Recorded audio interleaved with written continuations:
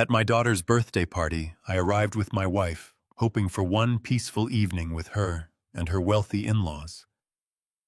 But before dinner was even over, my son-in-law leaned back, smirked, and said, "Trash belongs outside. Someone like you doesn't belong at this table."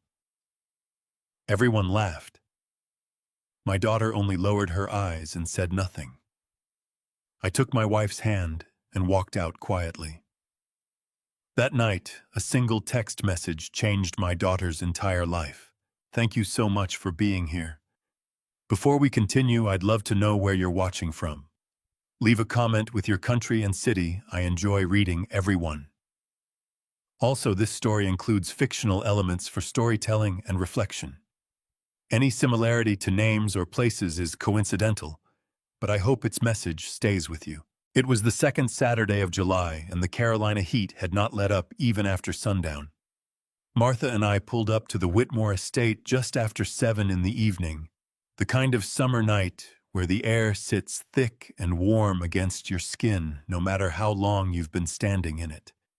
String lights hung between the oak trees lining the driveway, and from somewhere beyond the iron gate came the sound of a live jazz trio and the soft murmur of a crowd already well into their evening. Martha adjusted the collar of my sport coat before I could reach for the door handle. She had worn the blue dress, the one she saves for occasions when she needs to feel steady. I had on the charcoal jacket Claire gave me 2 birthdays ago. I remember thinking I looked respectable enough. I remember thinking that would matter. It didn't. Gerald Whitmore was stationed near the outdoor bar when we came through the entrance, a glass of bourbon in one hand, and the easy confidence of a man who has never once questioned whether he belonged somewhere. He looked at us the way you look at a piece of furniture that someone moved to the wrong room briefly, without particular interest, and then away. "Richard." Just my name. No handshake. No "come in, glad you're here." Just my name dropped like a stone into shallow water, and then his back was to us again. Pamela Whitmore. His wife caught my eye from across the rose bushes. She offered a smile so thin and brief it barely registered as one, then turned back to the circle of women around her without missing a beat of their conversation. Martha's hand found mine. Her grip was light but deliberate. "We're here for Claire," she said quietly, close enough to my ear that no one else could hear. She was right. We were here for Claire. We found seats at one of the smaller tables near the edge of the patio, off to the side, away from the cluster of guests gathered around the main spread. Nobody had directed us there. Nobody had directed us anywhere.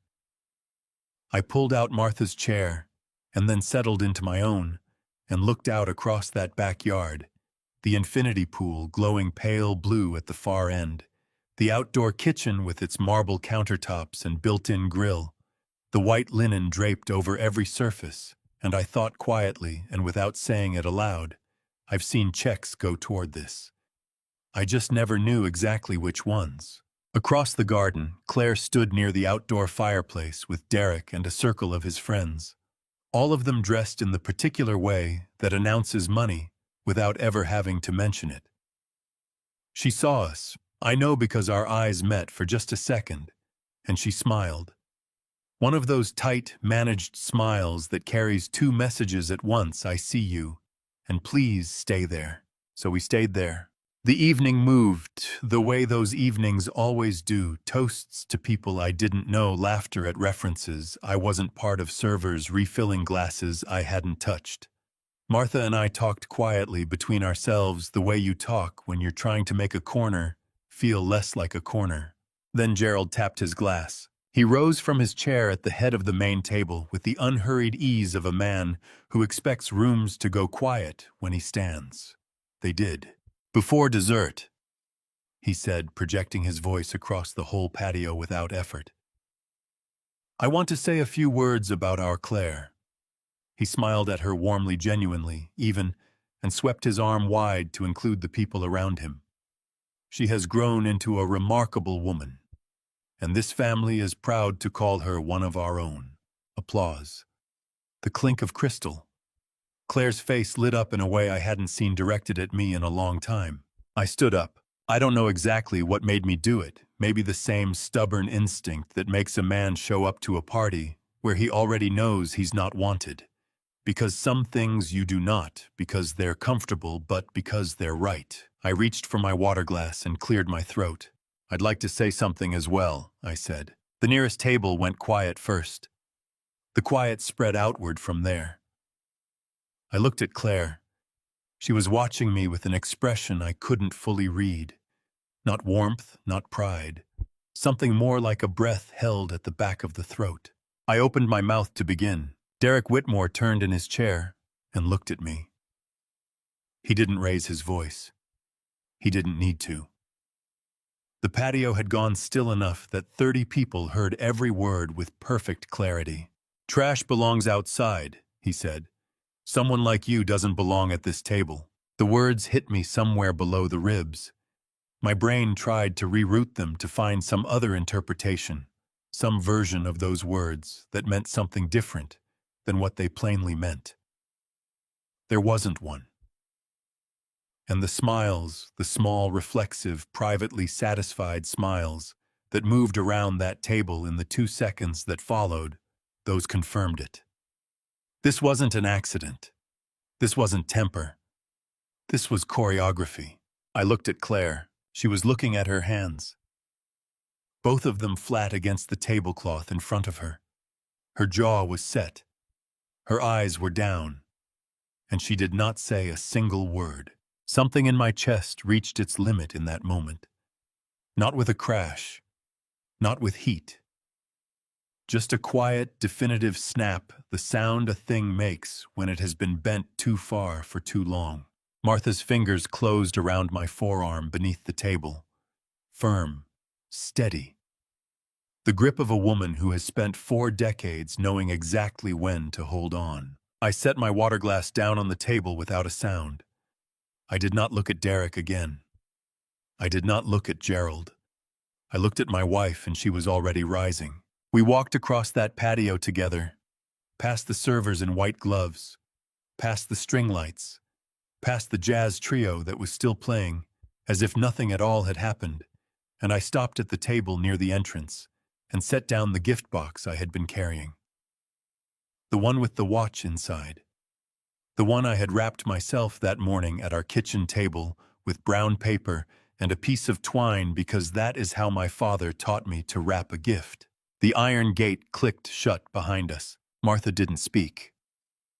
I didn't speak. We walked to the car in the thick July dark and I opened her door and she got in, and I walked around to my side and sat down and put both hands on the steering wheel and looked at the street ahead of us.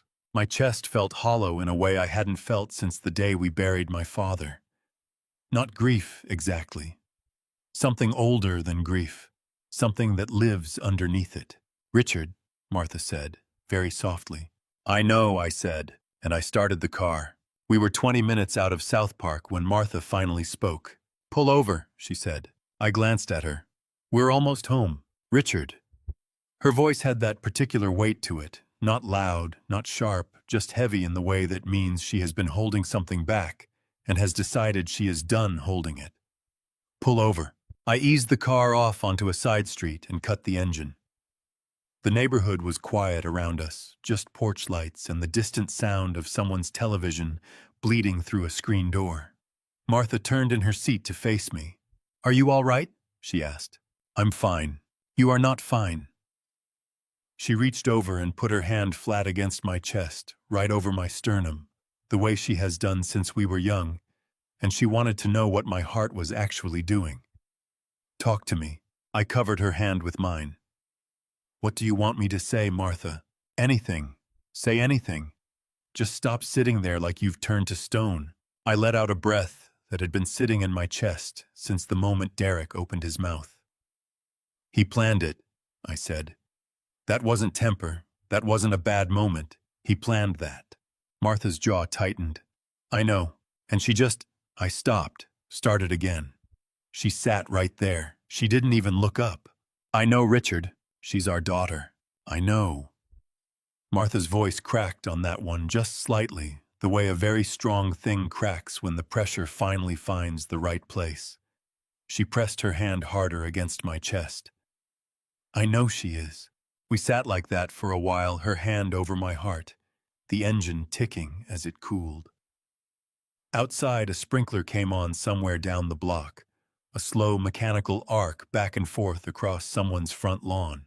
"Let's go home," I finally said. She nodded and turned back to face forward. I started the car. By the time we pulled into our driveway, we were both steadier. Not better steadier. There's a difference, and at 68 years old, I have learned to be grateful for the smaller version of things. Martha went straight to the kitchen the moment we were inside. I sat down on the sofa, still in my good sport coat, and listened to the kettle fill and the quiet of the house doing what it always does. She came back with 2 mugs and sat close beside me, close enough that I could feel the warmth of her arm against mine. "Tea helps nothing," she said, handing me one anyway. "No," I agreed. "It doesn't." She almost smiled at that. Almost. We sat together, mugs in hand, and the evening sat with us. Then my phone buzzed against the cushion. I looked down at the screen. Claire's name. I picked it up. 1 line, 8 words. "Dad, don't forget the monthly transfer." I held the phone so Martha could see. She leaned in, read it, and set her mug down on the coffee table, with a careful, deliberate movement that told me everything about what she was feeling. "She didn't—" Martha stopped. "No," I said. "She didn't. Not 1 word." Martha pressed her lips together and looked at the ceiling for a moment. When she looked back at me, her eyes were glistening, but her voice was steady. "What are you going to do?" I looked at the message again. 8 words. No apology. No "are you okay?" No acknowledgement that anything had happened at all. Just the same line she sent on the 12th of every month, as reliable and impersonal as a bill coming due. "I'm going to tell her the truth," I said. I started typing. Martha watched my hands. I typed slowly, the way you do when each word is a decision you're making in real time, and you don't want to get any of them wrong. Not anymore. From today, you're on your own. I showed it to Martha before I sent it. She read it. She looked up at me. Her eyes were wet now fully, but she didn't wipe them. "Send it," she said quietly. I pressed send. Neither of us spoke for a moment. The phone sat face down on the cushion. The mantel clock ticked. Martha reached over and took my hand in both of hers, threading her fingers through mine the way she used to do when we were young and sitting in the dark in another living room in another life. "How do you feel?" she asked. I thought about that. Actually thought about it. Like I just set something down that I've been carrying for a very long time, I said. She squeezed my hand. "Good. Is it?" "Yes, Richard." She leaned her head against my shoulder. "It is." The phone didn't buzz again that night. We sat together until the tea went cold, and then we turned off the lights and went to bed. Martha was asleep within minutes. I could tell by the way her breathing changed, slow, and even her hand still loosely holding mine on top of the covers. But I lay there with my eyes open, staring at the ceiling in the dark, running through every version of the next few days I could imagine. Every call Claire might make, everything Derek might do, every way this could unfold now that I had finally, after 10 years, said the one word I should have said a long time ago. Number. Not in anger. Not with a door slammed or a voice raised. Just a quiet, plainly worded no sent from a sofa in a house that was paid for with the same hands that had been writing checks for a decade. I didn't sleep until well past 2 in the morning. And when I finally did, I dreamed of nothing at all, which after a night like that one felt like exactly the right thing. I did not sleep well. By the time the first gray light started coming through the bedroom curtains, I had already been lying awake for over an hour, listening to Martha breathe beside me and turning the evening over in my mind. The way you turn a stone you've found on the ground, examining each side, not sure yet what you're looking at, but certain it matters. At 5:30, I gave up on sleep entirely. I dressed quietly in the dark, pulled the bedroom door shut behind me and walked down the hall to my study. The room smelled the way it always does, old paper, the faint trace of the pipe tobacco I gave up 15 years ago, but whose ghost apparently never left, and the particular dusty warmth of books that haven't been opened in a while. I turned on the desk lamp and stood in the middle of the room for a moment. Then I looked at the safe in the corner. It's a heavy thing, dark gray steel bolted to the floor behind the bookshelf. I bought it the year Claire started college, mostly for the house deed, and our wills, and the kind of documents you never want to think about, until you suddenly have to. Over the years, other things found their way in there. Bank statements I had printed and filed instead of deleting. Receipts I told myself I was keeping for tax purposes. I pulled the bookshelf aside and crouched down in front of the safe. My knees protested the way they always do these days, a dull complaint that I have learned to ignore. I turned the dial through the combination and pulled the door open. The stack of folders inside was thicker than I remembered. I carried everything to the desk and spread it out under the lamp. 12 folders, each one labeled by year in my own handwriting. Bank statements paper-clipped together. Printed wire transfer confirmations. A handful of envelopes I recognized immediately, the ones Claire used to send when she still sent things by mail, back when she was in college, and a handwritten note felt like something worth keeping. I opened the first folder. 2014. The year Claire started her senior year. The numbers were right there, plain as anything. A wire transfer in September, another in November, a third in January of the following year, bigger than the first two, combined with a note I had written to myself in the margin tuition shortfall, "Do not mention to Martha."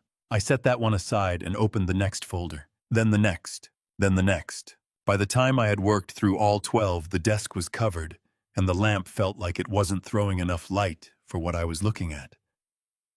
I found a legal pad in the drawer and started writing down totals column by column, the way I used to work out project estimates back when I was still taking contracts. Claire's college tuition, the portions her scholarship hadn't covered, and her loans hadn't reached $48,000. The deposit on her first apartment, the one she and Derek had taken in uptown Charlotte, the year after they married, when Derek's check bounced on a Friday, and she called me from a parking garage crying so hard I could barely make out what she was saying, $35,000. Medical bills, car repairs, the emergency calls that came in at odd hours, from numbers I didn't always recognize at first, $67,000. The loans. The ones Derek had asked for directly, always framed as temporary, always with some version of, "We'll pay you back as soon as the business stabilizes." $89,000. I set my pen down and looked at the legal pad. $239,000. Spread across 10 years. Moved quietly in pieces the way you move something heavy when you don't want anyone to notice the effort. My hands were steady.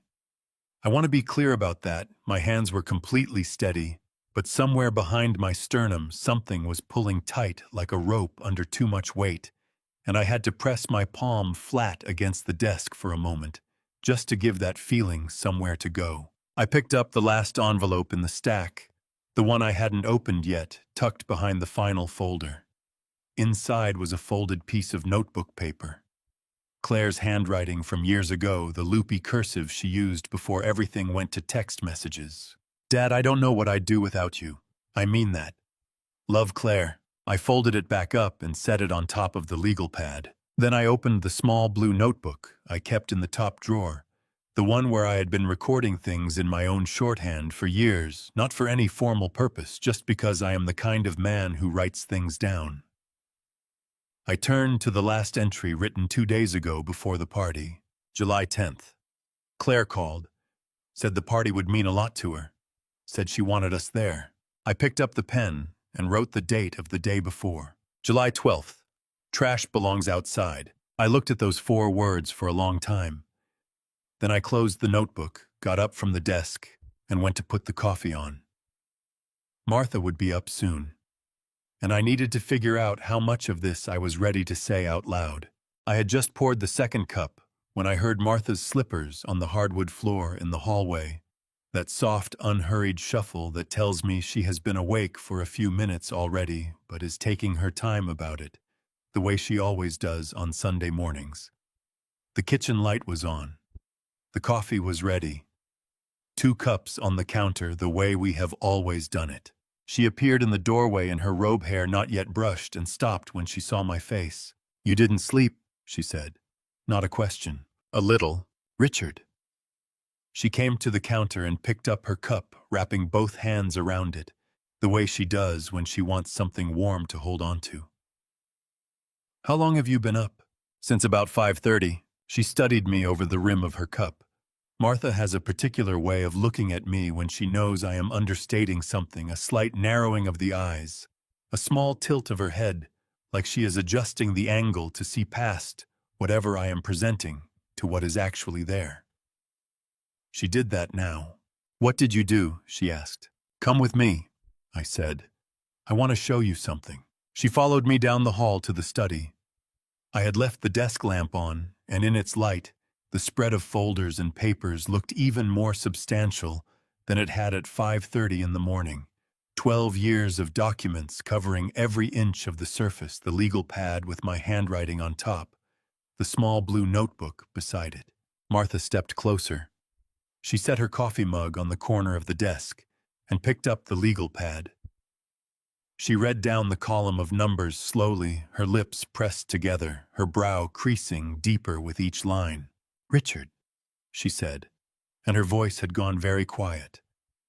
"Is this everything?" "Everything I could document," I said. "There may be more I didn't write down at the time." She set the legal pad back on the desk and pressed both hands flat against it, leaning forward slightly, like she needed the surface to push back against. Her knuckles went white. $239,000, give or take. She straightened up and turned to look at me, and her eyes were bright in a way that had nothing to do with happiness. "Richard, why didn't you tell me?" "Because I didn't want you to worry. I am your wife." Her voice cracked on the last word just slightly, the kind of crack that happens when something has been held under pressure for too long. "I am your wife, and you have been carrying $239,000 worth of worry by yourself for 10 years. I handled it. That is not the point." She turned away, pressing her fingers to her mouth, steadying herself. Then she turned back. "Did Claire know how much it totaled?" "I don't think so. The individual amounts, yes. The total, no." "And Derek?" I looked at her. Derek knew every number. He was the one asking. Martha pulled out the chair from the desk and sat down heavily, like her legs had decided they were done supporting the conversation, standing up. She picked up her coffee cup with both hands, again more for something to hold than anything else, and stared at the legal pad. "Show me the rest," she said. I walked her through it. Every folder, every year. I explained the tuition payments, the ones I had covered, without telling her, because the scholarship had come up short, and I hadn't wanted to worry her during a year that had already been hard on us financially. I showed her the wire transfer records from the apartment deposit, the ones with Derek's name on the receiving account alongside Claire's. I showed her the $89,000, the largest and most recent column, and explained that those had been Derek's requests, specifically always framed as short-term, always with a date attached for repayment that never arrived. With each folder I opened, Martha's expression changed. The brightness in her eyes stayed, but underneath it something harder was settling in. Not anger yet, but the thing that comes just before anger, the full and final understanding of something you had suspected, but not yet confirmed. "He asked you directly," she said when I finished explaining the $89,000. "Derek called you himself." "Every time. And Claire, sometimes she was on the call. Sometimes she wasn't." Martha set her cup down and rubbed her face with both hands. A gesture I have only seen her make a handful of times in 40 years, always when she is trying to process something that her usual composure doesn't have a ready category for. When she dropped her hands, her eyes were wet at the corners. "I heard things," she said, "over the years, things I didn't tell you. I pulled the other chair close and sat down facing her. What things? She took a breath. At Christmas, 2 years ago, I went out to the back porch to get the extra chair from the storage closet, and I could hear Derek and Gerald talking in the library through the window. Gerald said, she stopped, pressed her lips together, tried again. Gerald said, how much longer do we keep the old man on the line? And Derek said, as long as Claire keeps him happy, he won't stop. He thinks she needs him. The words landed in my chest like something cold and heavy. Martha, I said carefully, how long have you known? I didn't know, she said, and her voice broke fully, this time tears spilling over before she could stop them. I suspected. I heard things that didn't sit right, but I told myself I was reading too much into it. I told myself that if I brought it to you and I was wrong, I would have caused a fight with Claire for nothing. And if I was right, she wiped her face with the back of her hand. If I was right, I didn't want to be the one to break your heart. I reached across and took both her hands in mine. Her fingers were trembling. This woman who almost never cries, who holds everything together by force of sheer quiet, was sitting in my desk chair with tears running down her face and her hands shaking in mine. You weren't wrong, I said. I know that now. She squeezed my hands hard. I'm sorry, Richard. I should have told you sooner. We both held things we shouldn't have. She nodded, wiping her face again, pulling herself back together, the way she always does, not by stopping feeling it, but by deciding to feel it, and keep moving at the same time. She looked at the desk covered in folders and legal pad and blue notebook, and then she looked back at me. So what do we do now? She asked.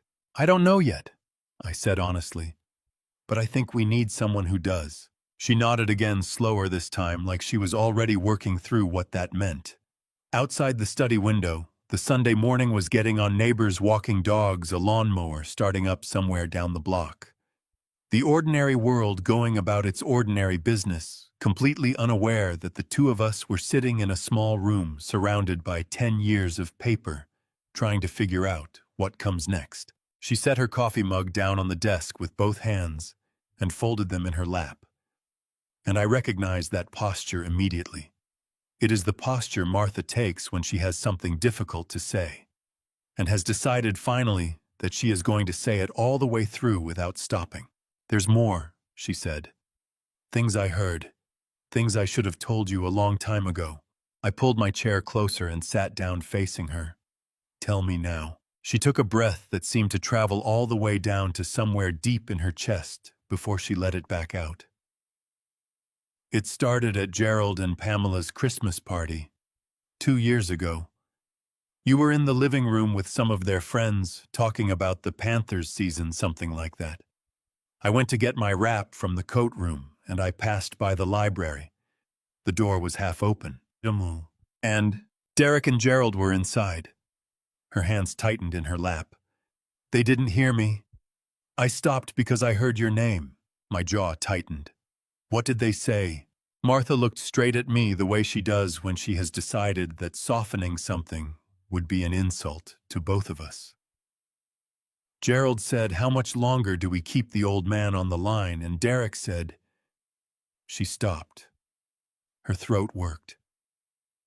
Derek said, as long as Claire keeps him happy, he won't stop. He thinks she needs him.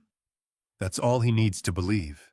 The words settled into me like stones dropped into cold water, slow and heavy, sinking deeper the longer I sat with them. I felt my hands curl around the armrests of the chair.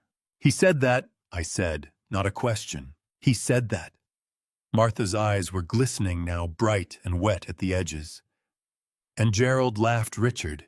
He actually laughed. He said, well, then let's make sure Claire keeps playing her part. And they clinked their glasses together. I stood up from the chair because I needed to move, needed to put some of that feeling somewhere physical before it did something I didn't want it to do. I walked to the window and stood there with one hand on the frame looking out at our backyard. The Sunday morning sun was full now, hitting the garden Martha planted 3 summers ago, the one with the black-eyed Susans along the fence. "Richard?" Martha's voice came from behind me, careful and close. "There's something else." I turned around. She was standing now too, her arms crossed over her chest, holding herself together, the way you hold a coat closed against wind. "That wasn't the only time. At Thanksgiving last year, you left early because your knee was bothering you. Remember? You drove home and I told you I'd get a ride with the Callaways next door." "I remember. I didn't leave right away. I was in the kitchen helping Pamela put things away and Derek came in. He was on his phone talking to someone. A friend, I think. He didn't see me behind the pantry door." She pressed her lips together so hard they went white. "He said the old man's good for it. We just have to make sure we ask through Claire. He responds better when it comes from her, more emotional that way." The blood drained from my face so fast I actually felt it, a cold, rushing sensation that started at my temples and moved down through my neck and chest. My daughter, my own daughter, had been used as a delivery mechanism, a more effective one because I was more emotional when the ask came from her. "Martha!" My voice came out rougher than I intended. "Why didn't you tell me?"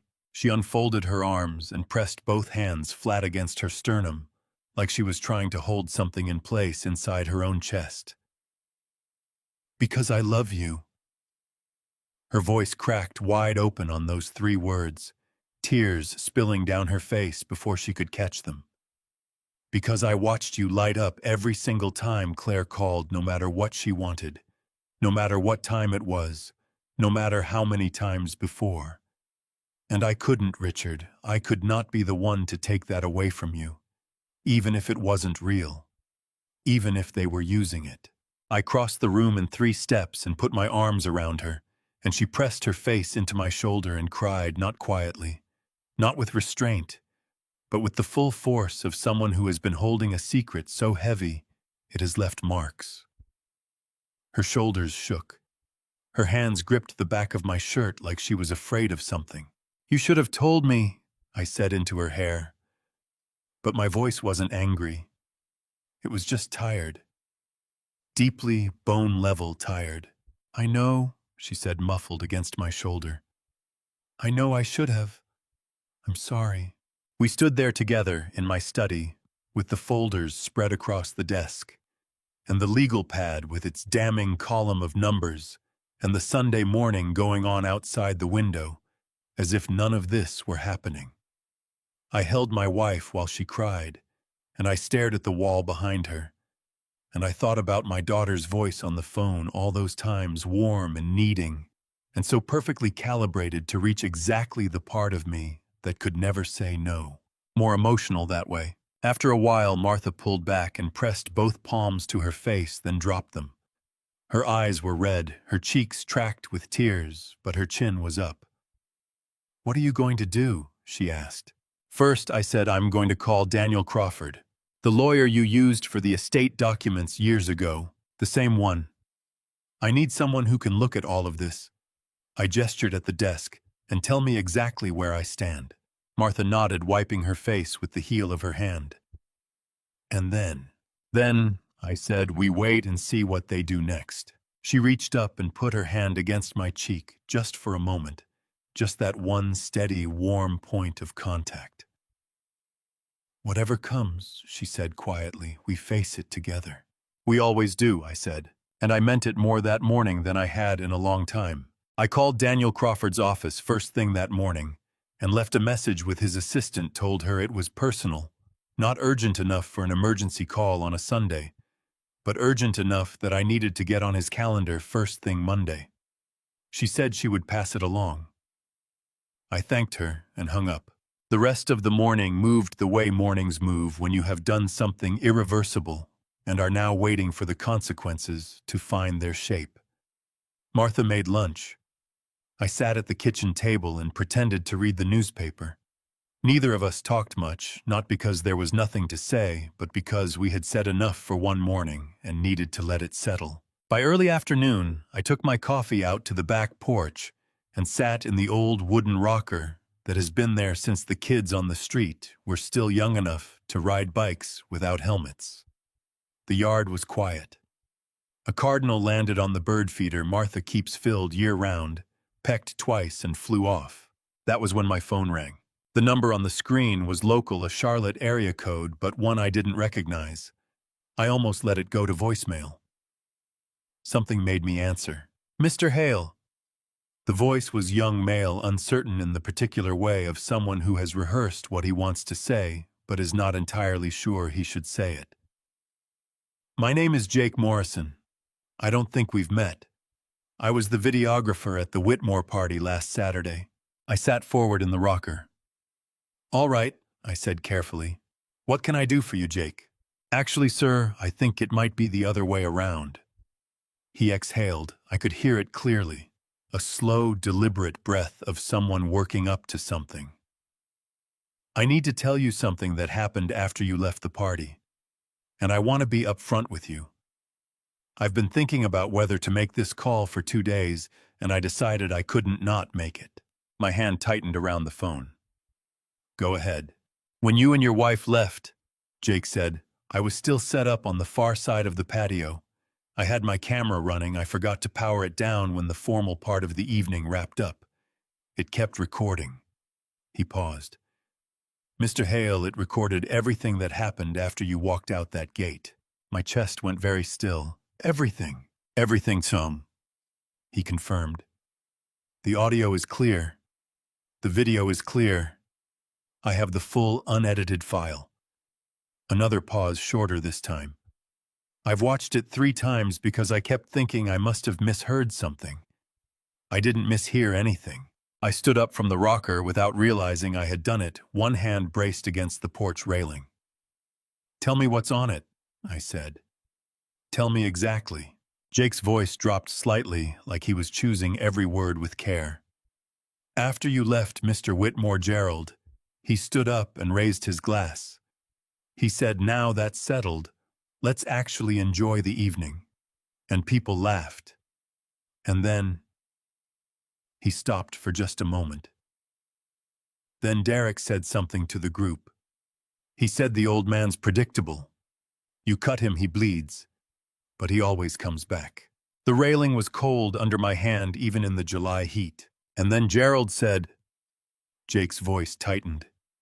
"He said, 'Don't worry about it. He'll wire the money next month like always. That's what he's good for.' And people at the table, they laughed, Mr. Hale. Several of them.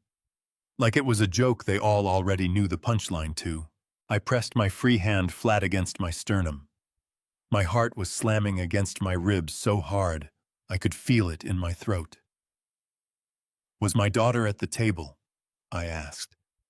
"Was Claire there when they said that—" The silence on Jake's end lasted just long enough to tell me the answer before he spoke it. "Yes, sir," he said quietly. "She was sitting right there. She didn't say anything. She looked down at her glass." Something in my chest cracked open at that, not dramatically, not with a sound, but with the slow, grinding give of something that has been under pressure for a very long time. I gripped the railing harder.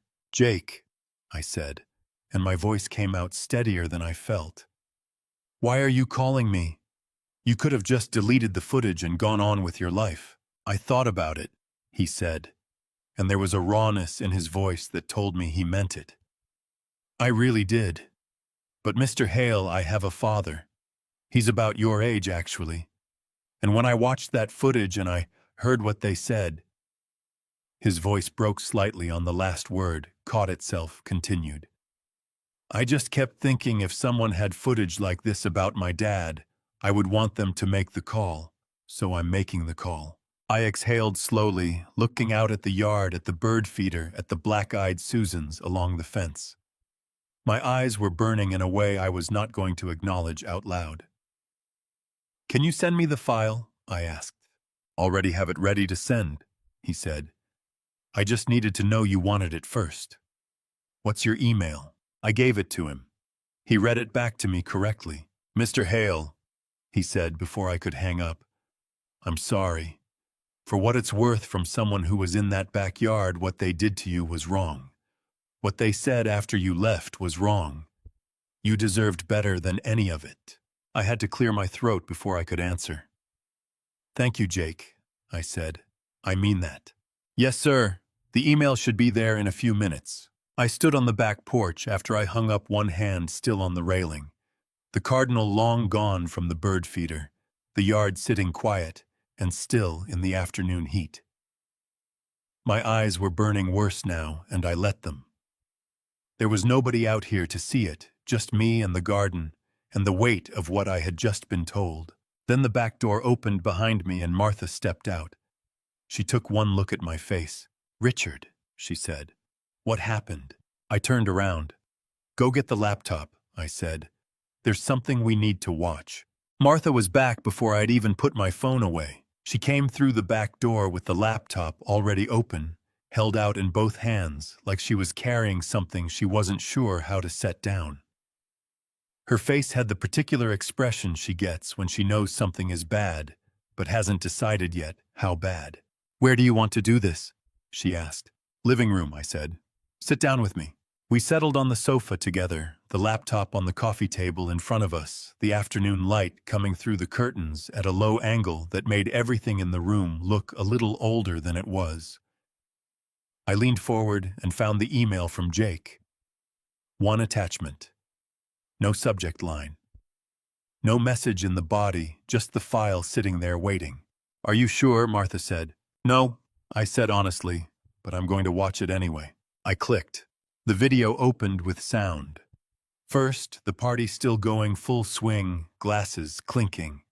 Someone laughing at something off camera, the jazz trio we had been half listening to all evening, still playing something easy and forgettable in the background. The patio looked different from this angle, wider, more crowded. The string lights in the oak trees glowed warm against the darkening sky. And then the frame shifted, and I saw the table. Our table, Gerald's table, still full of people, plates pushed aside, wine glasses refilled. Gerald Whitmore was at the head of it, leaning back in his chair, with the particular ease of a man who has just watched something go exactly according to plan. "There he is," Martha said under her breath.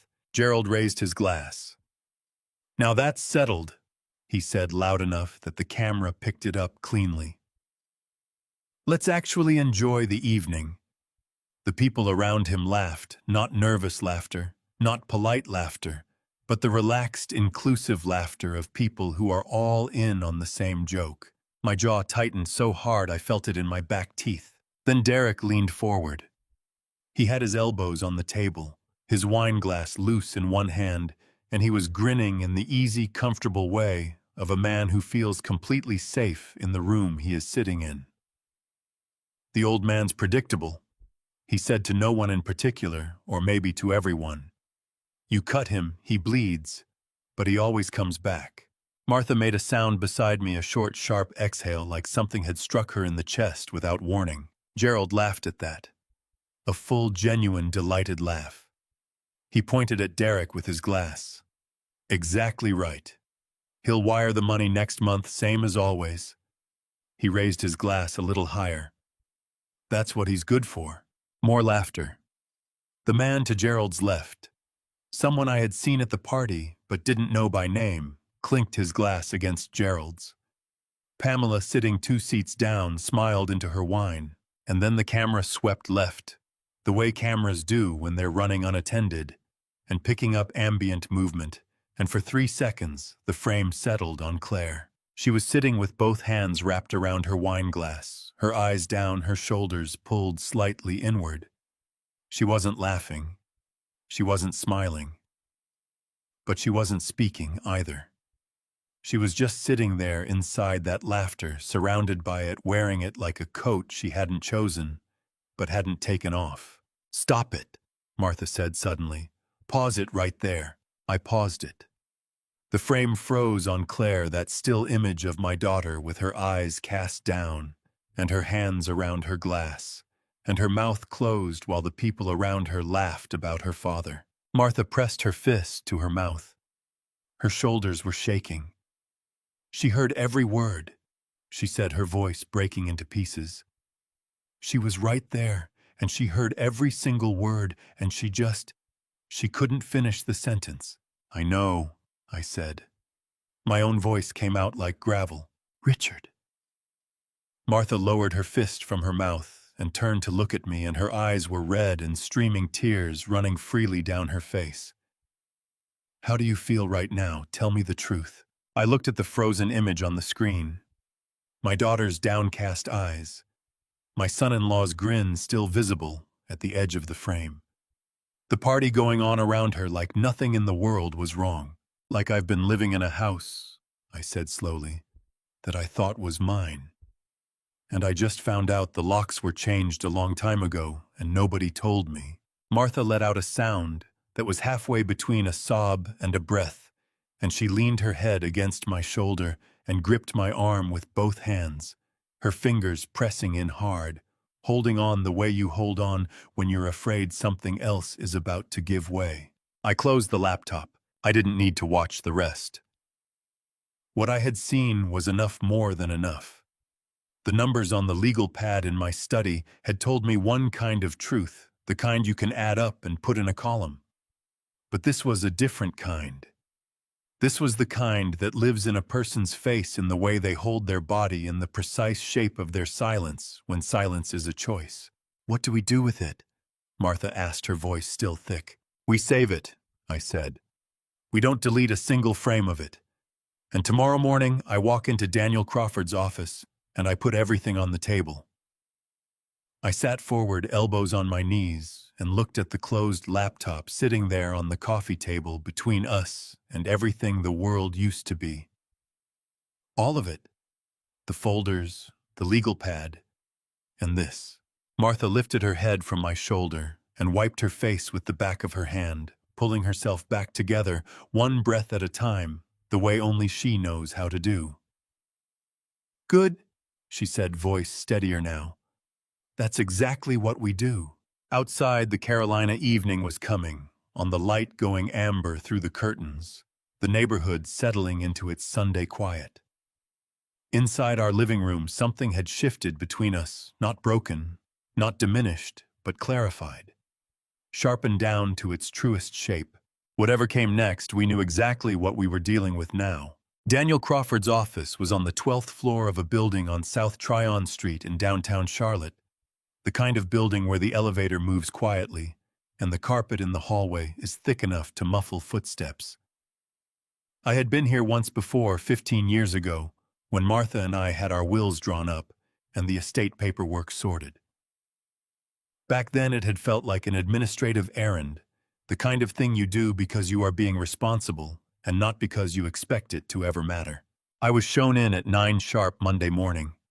Daniel Crawford was already standing when I walked through the door, a trim man in his mid-40s with close-cut gray at his temples and the kind of steady, unhurried attention in his eyes that tells you he has heard difficult things before and has learned not to look away from them. Richard, he extended his hand. It's been a while, sit down.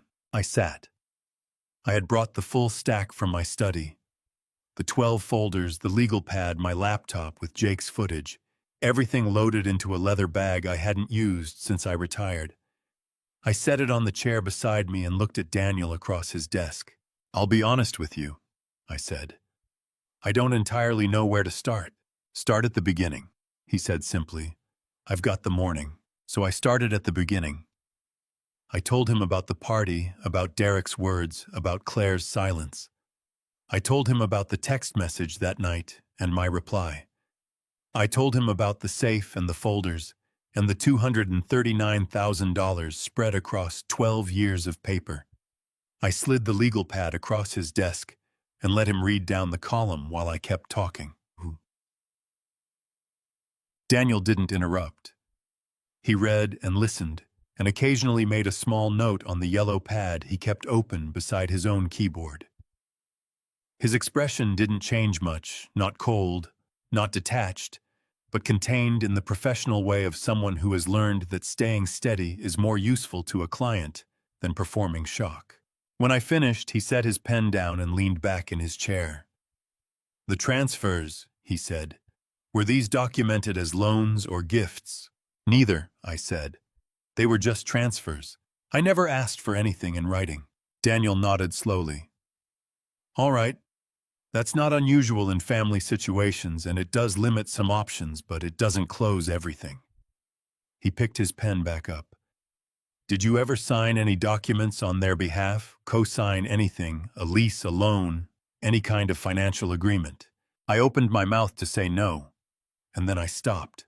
There had been something. 3-4 years ago, Claire had called me on a weekday afternoon, very relaxed about it, almost casual, Dad. It's just a formality, she had said. It helps them get a better interest rate. You just sign as a reference, basically. It doesn't mean anything unless something goes really wrong, and I had signed. Because she asked. Because I trusted her. Because nothing was ever going to go really wrong. There may have been something, I said carefully. A few years back, I signed some paperwork for Derek. Claire said it was a formality for a loan application. Daniel's pen stopped moving. He looked up at me with an expression that was not quite alarm, but was its close neighbor. Do you have copies of what you signed? No, Claire handled all of it. He exhaled through his nose, measured, controlled. Richard, I need you to authorize me to request your full credit report and run a search on any financial instruments that currently carry your name. If your signature is on any active loan documents as a co-signer or guarantor, you need to know about it before Derek's creditors start making calls. My stomach dropped about 3 inches. You think he has creditors calling based on what you've described?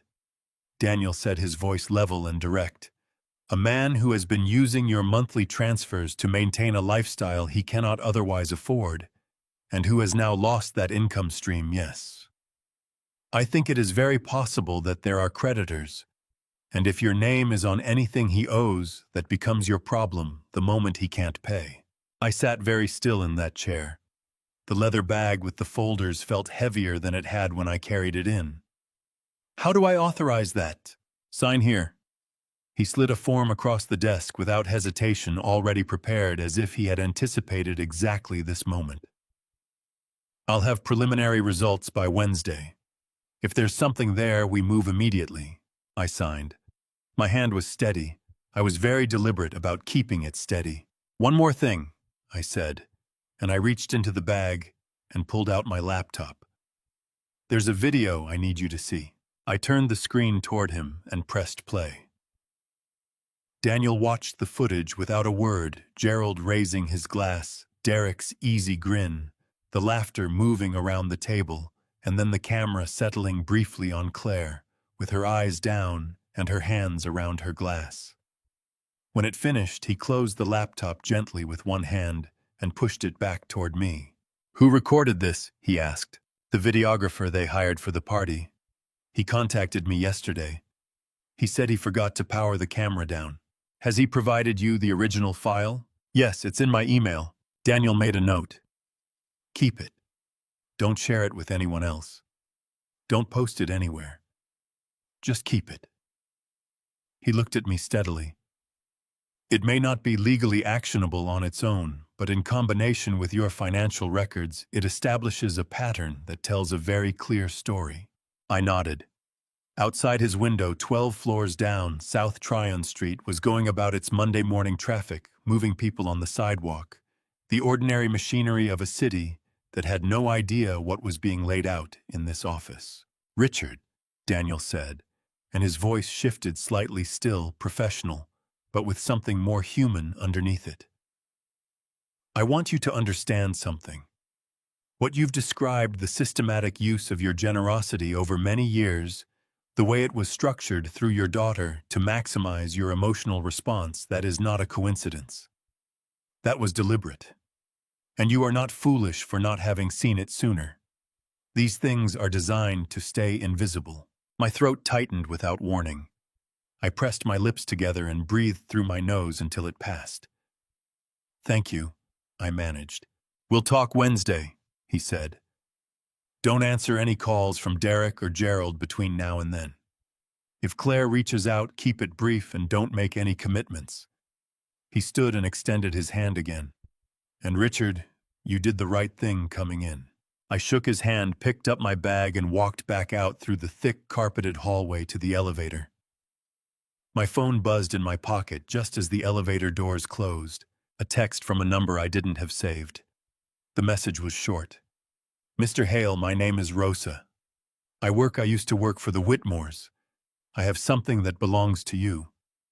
Can we meet?" I stared at the screen as the elevator descended. The doors opened onto the lobby.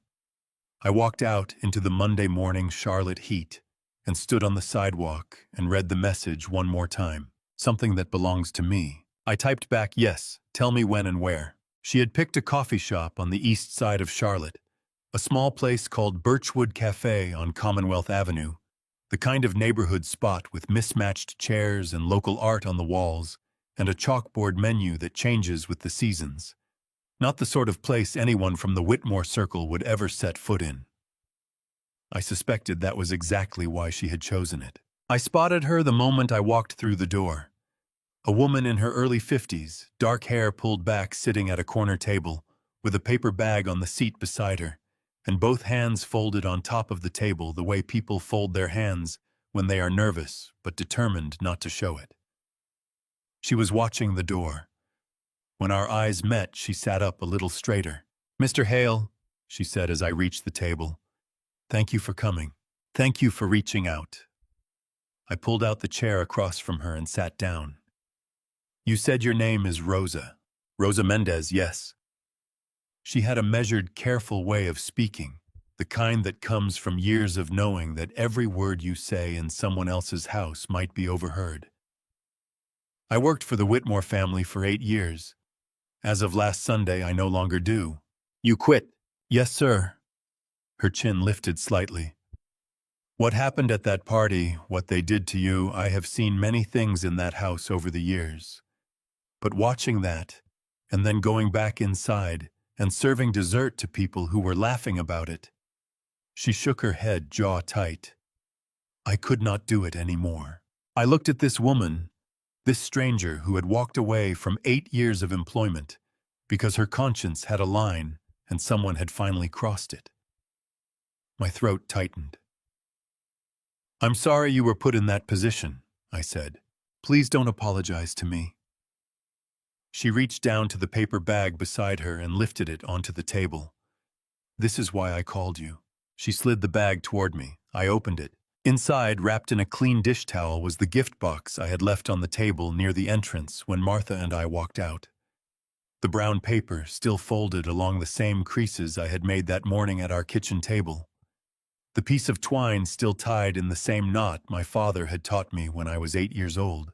My hands went very still around the box. "They threw it in the storage room," Rosa said, and her voice dropped half a register. "Mrs. Whitmore told one of the servers just put it somewhere, like it was a takeout bag someone had left behind." She pressed her lips together hard. "I took it before they could forget about it entirely and throw it away with the party trash." I sat with that for a moment, the image of Pamela Whitmore waving a dismissive hand at the box I had wrapped myself. "Just put it somewhere." "Thank you," I said. My voice came out rougher than I intended. "Open it," Rosa said softly. "Please. I want to make sure nothing was disturbed." I untied the twine and unwrapped the brown paper. Inside the box, nestled in the cotton padding, I had placed it in myself, was my father's watch. A 1962 Bulova automatic stainless steel case, the crystal slightly yellowed with age, the second hand still moving in its smooth, unbroken sweep around the dial. My father had worn it every day for 30 years through the steel mill in Akron and 2 decades after. It had been on his wrist the day he died and on mine at his funeral. I picked it up carefully and held it in both hands. "That watch belonged to your father," Rosa said. Not a question she had noticed somehow the way I held it. "It did," I said. "I was going to give it to Claire. Something to pass down." I turned it over. My father's initials were engraved on the case back E.H. Edward Hale. I thought she might want it someday. I thought it might mean something to her. Rosa reached across the table and put her hand briefly over mine, just for a second. Just that one small gesture of a person who understands loss without needing it explained. She should have had it, she said quietly.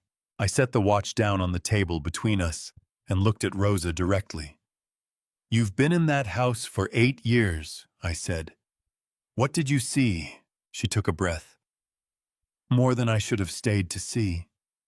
She folded her hands again, steadying herself. Mr. Hale, those people Gerald and Pamela and Derek, they spoke about your support the way people speak about a utility bill. Not with gratitude, with expectation. Like it was something that simply arrived every month, because that is what it does. My jaw tightened. Derek would say things on the phone sometimes in front of me, sometimes not caring that I was there. She met my eyes steadily. He called you the family's safety net once, to one of his friends.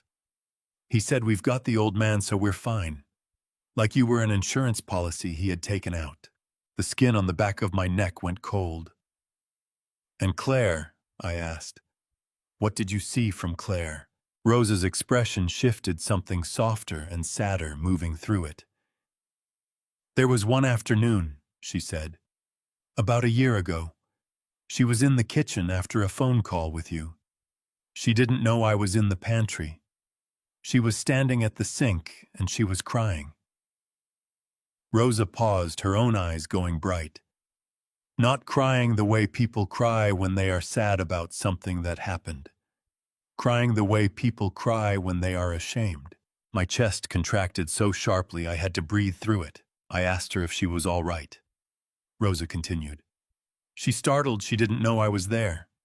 She wiped her face very fast and tried to smile. And then she said, Rosa's voice caught for just a moment. She said, he's too good for any of us, Rosa. He's just too good for any of us. The words hit me somewhere so deep I could not have named the location. I pressed one hand flat against the table to keep myself grounded. My eyes were burning, fully burning now, and I did not try to blink it away. She knew, I said. My voice was barely above a whisper. She knew, Rosa confirmed gently. She just didn't know how to get out from under it. We sat across from each other in that small cafe with the mismatched chairs and the chalkboard menu, and I held my father's watch in one hand and the full weight of what Rosa had told me in the other. Outside on Commonwealth Avenue, Charlotte went about its Monday afternoon cars, passing someone walking a dog, a delivery truck pulling up to the curb across the street. Rosa, I said finally, whatever you need a reference, anything you call me. Her eyes filled just slightly at the edges. She blinked it back with the practiced control of someone who does not permit herself to cry in public. Thank you, Mr. Hale, she said. That means more than you know. I tucked the watch into my jacket pocket right over my heart, the same place my father always kept it. And I drove home through the Charlotte afternoon with one hand on the wheel and the other pressed against my chest, feeling the small, solid weight of it, and thinking about a woman standing at a sink in someone else's kitchen, crying, because she was ashamed of what she had allowed. He's too good for any of us. I did not know yet whether that would ever be enough. But it was the truest thing anyone had said to me in a very long time. Before Daniel opens that folder, drop a 10 in the comments. Just a 10, so I know you're still here. Because what's on the next page is the part that made my hands shake. Quick note. Some details ahead have been reconstructed for storytelling. If that's not your thing, no hard feelings, step away now. But if you're staying, let's keep going. Daniel called Wednesday morning before I had finished my first cup of coffee. I was sitting at the kitchen table with the newspaper open in front of me, not reading it, really just having something to look at, while my mind worked through the same territory it had been working through for 4 days. Martha was in the garden. Through the window I could see her moving between the rows of black-eyed Susans, with her pruning shears, the way she does when she needs to do something with her hands. The phone buzzed on the table, and Daniel's name came up on the screen. "How bad is it?" I said instead of hello. There was a brief pause on his end, the kind that tells you the answer is not going to be simple. "Come in this morning if you can," he said. "There are things I need to show you in person." I was in his office on South Tryon Street by 9:30. Daniel had a spread of documents waiting on the conference table when I walked in. Not the small desk this time, but the long table in the room next door, the one with the whiteboard along one wall and enough space to lay things out properly. Printed bank statements, highlighted in yellow. A spreadsheet he had clearly built himself, color-coded by transaction type. A separate page of handwritten notes in the tight, precise script of a man who thinks better when he writes things down. He didn't waste time. "Sit down, Richard. I'm going to walk you through this from the beginning." I sat. He picked up the first set of statements. "I started with the 89,000, he said, setting the papers in front of me. "The transfers you identified as Derek's direct requests, the ones with repayment dates that never came. I traced each one." He tapped the highlighted column with his pen. "They didn't go to a joint account in Derek and Claire's names. They went here." He slid a second page across. "This is a personal account registered to Gerald Whitmore." I looked at the account number, looked at the name on the statement. Gerald R. Whitmore. "He sent my money to his father-in-law," I said flatly. "Every dollar of it," Daniel said. "And I can show you where it went from there." He turned to the spreadsheet and pointed to 4 line items, each one highlighted in red. Pool construction and installation, $28,000. Living room renovation, imported furniture, $31,000. Landscape redesign and driveway, $18,000. Down payment upgrade on the property mortgage, $12,000. He set the pen down and looked at me steadily. "Richard, the home they used to host that party, the one where Derek said what he said to you, a significant portion of it, was built with money that came from your account." The room went very quiet around those words. Not a comfortable quiet, the kind that presses in on you from every side, the kind that makes your ears ring slightly with the weight of what you have just understood. My hands were on the table in front of me. I looked at them for a moment. The hands that had written those checks, that had approved those wire transfers, that had signed documents, I had not read carefully enough, because I had trusted the people asking me to sign them. "Richard." Daniel's voice was careful, measured. "Are you all right?" "Keep going," I said. He nodded. "The video footage your cameraman provided, combined with this financial trail, tells a very specific story. The transfers went to Gerald through Derek.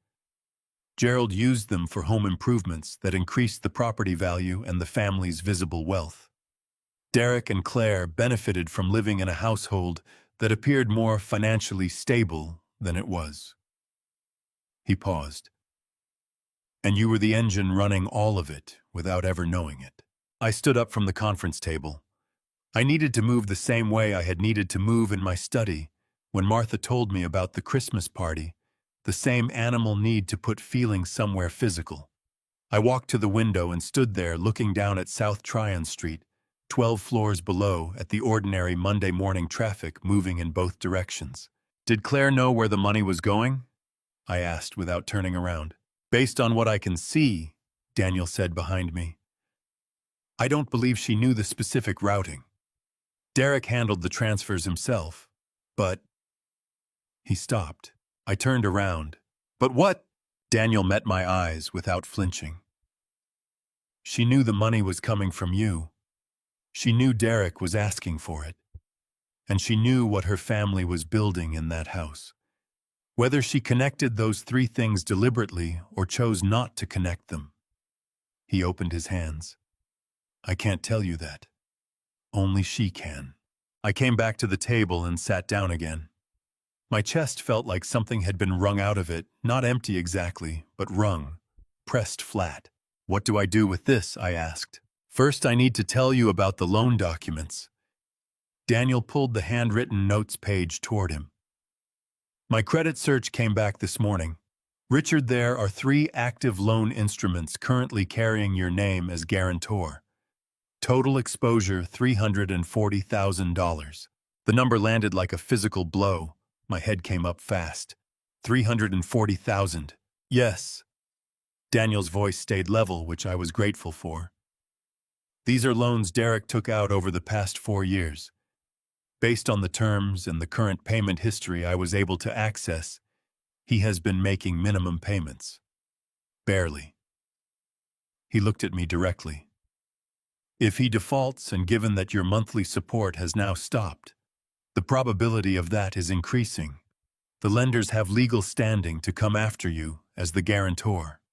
Your assets, your retirement accounts, potentially this house. My mouth went dry. Martha doesn't know about this, I said. I assumed as much, Daniel said, which is why I wanted you here in person. He slid a form across the table, clean, already prepared.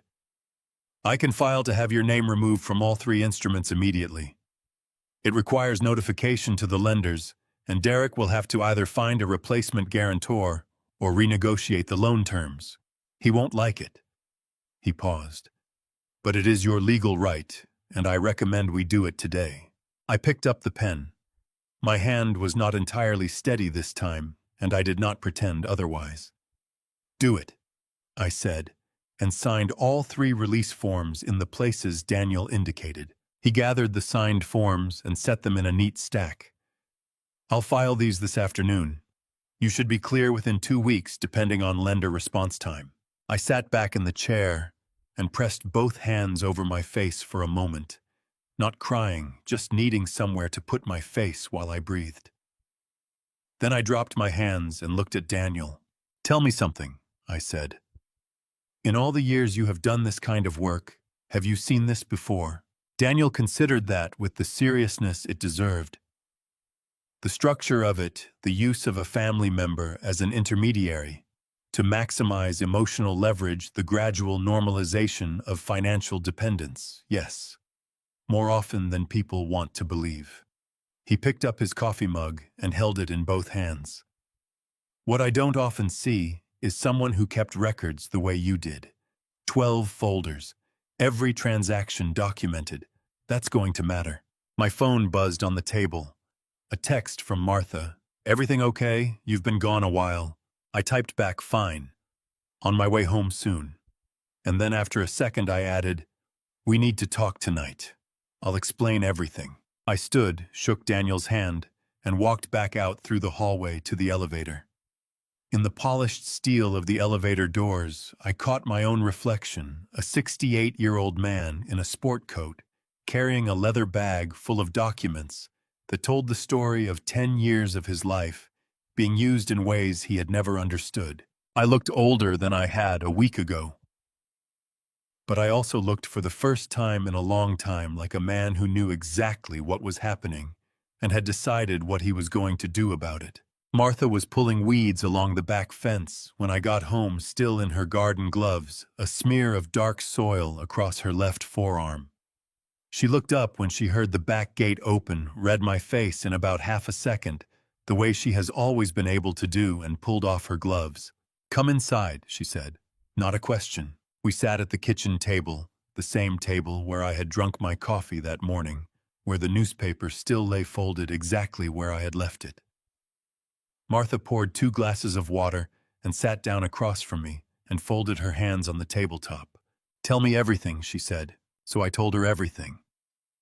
I started with the $89,000, the part where Daniel traced every dollar, every transfer, every routing number from our account to Derek's name to Gerald Whitmore's personal account. I told her about the pool and the furniture and the landscaping and the down payment upgrade. I put my phone on the table and pulled up the spreadsheet Daniel had emailed me, turned it so she could see the color-coded columns. Martha stared at the screen. Her face went through 3 or 4 things in quick succession. Confusion first, then the dawning of understanding. Then something harder and colder settling in behind her eyes like ice forming on still water. She pressed one hand flat against the table. The house, she said. The house they used to humiliate you. Was partially built with my money, I said. Yes. She pushed back from the table so fast, the chair legs scraped against the tile. She stood up and walked to the kitchen window and gripped the edge of the counter with both hands, her knuckles going white, her back to me. Her shoulders were rigid. I could see her breathing, slow, deliberate. The kind of breathing that means she is working very hard not to say the first thing that comes into her mind. Martha, I said, give me a moment. Her voice was tight as a wire. Just give me one moment, Richard. I gave her the moment. She stood at the window with her hands on the counter, and her eyes on the backyard she had spent 30 years making into something beautiful.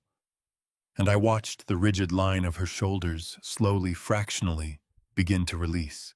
Then she turned around. Her eyes were wet at the corners, but her chin was up and her voice was steady.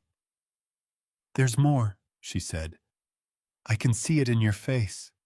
Tell me the rest. The loan documents, I said. Daniel found 3 of them. Active loans currently carrying my name as guarantor. $340,000 total. The color left Martha's face so completely and so fast that I pushed my chair back halfway, ready to get up. She caught herself on the counter behind her with one hand. 340,000. She repeated each word coming out separately, like she was counting them. I signed them years ago, I said. Claire called it a formality, said it just helped them get a better rate. A formality. Martha's voice broke on the second word, not into tears, but into something rawer than tears. Something that had no name but lived in the space between disbelief and fury.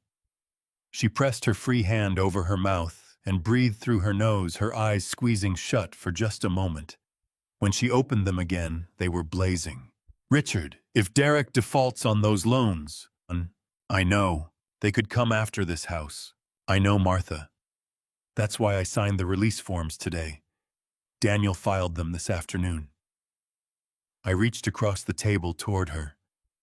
It's being handled. That's why I went in today. She crossed the kitchen in 4 steps and sat back down across from me hard, like her legs had made the decision before the rest of her caught up. She took both my hands in hers and gripped them so tightly I could feel the strength she was putting into it, the full force of a woman who is terrified and furious and relieved all at the same time, and has nowhere else to put any of it. You signed those papers without telling me, she said. Her voice was shaking now.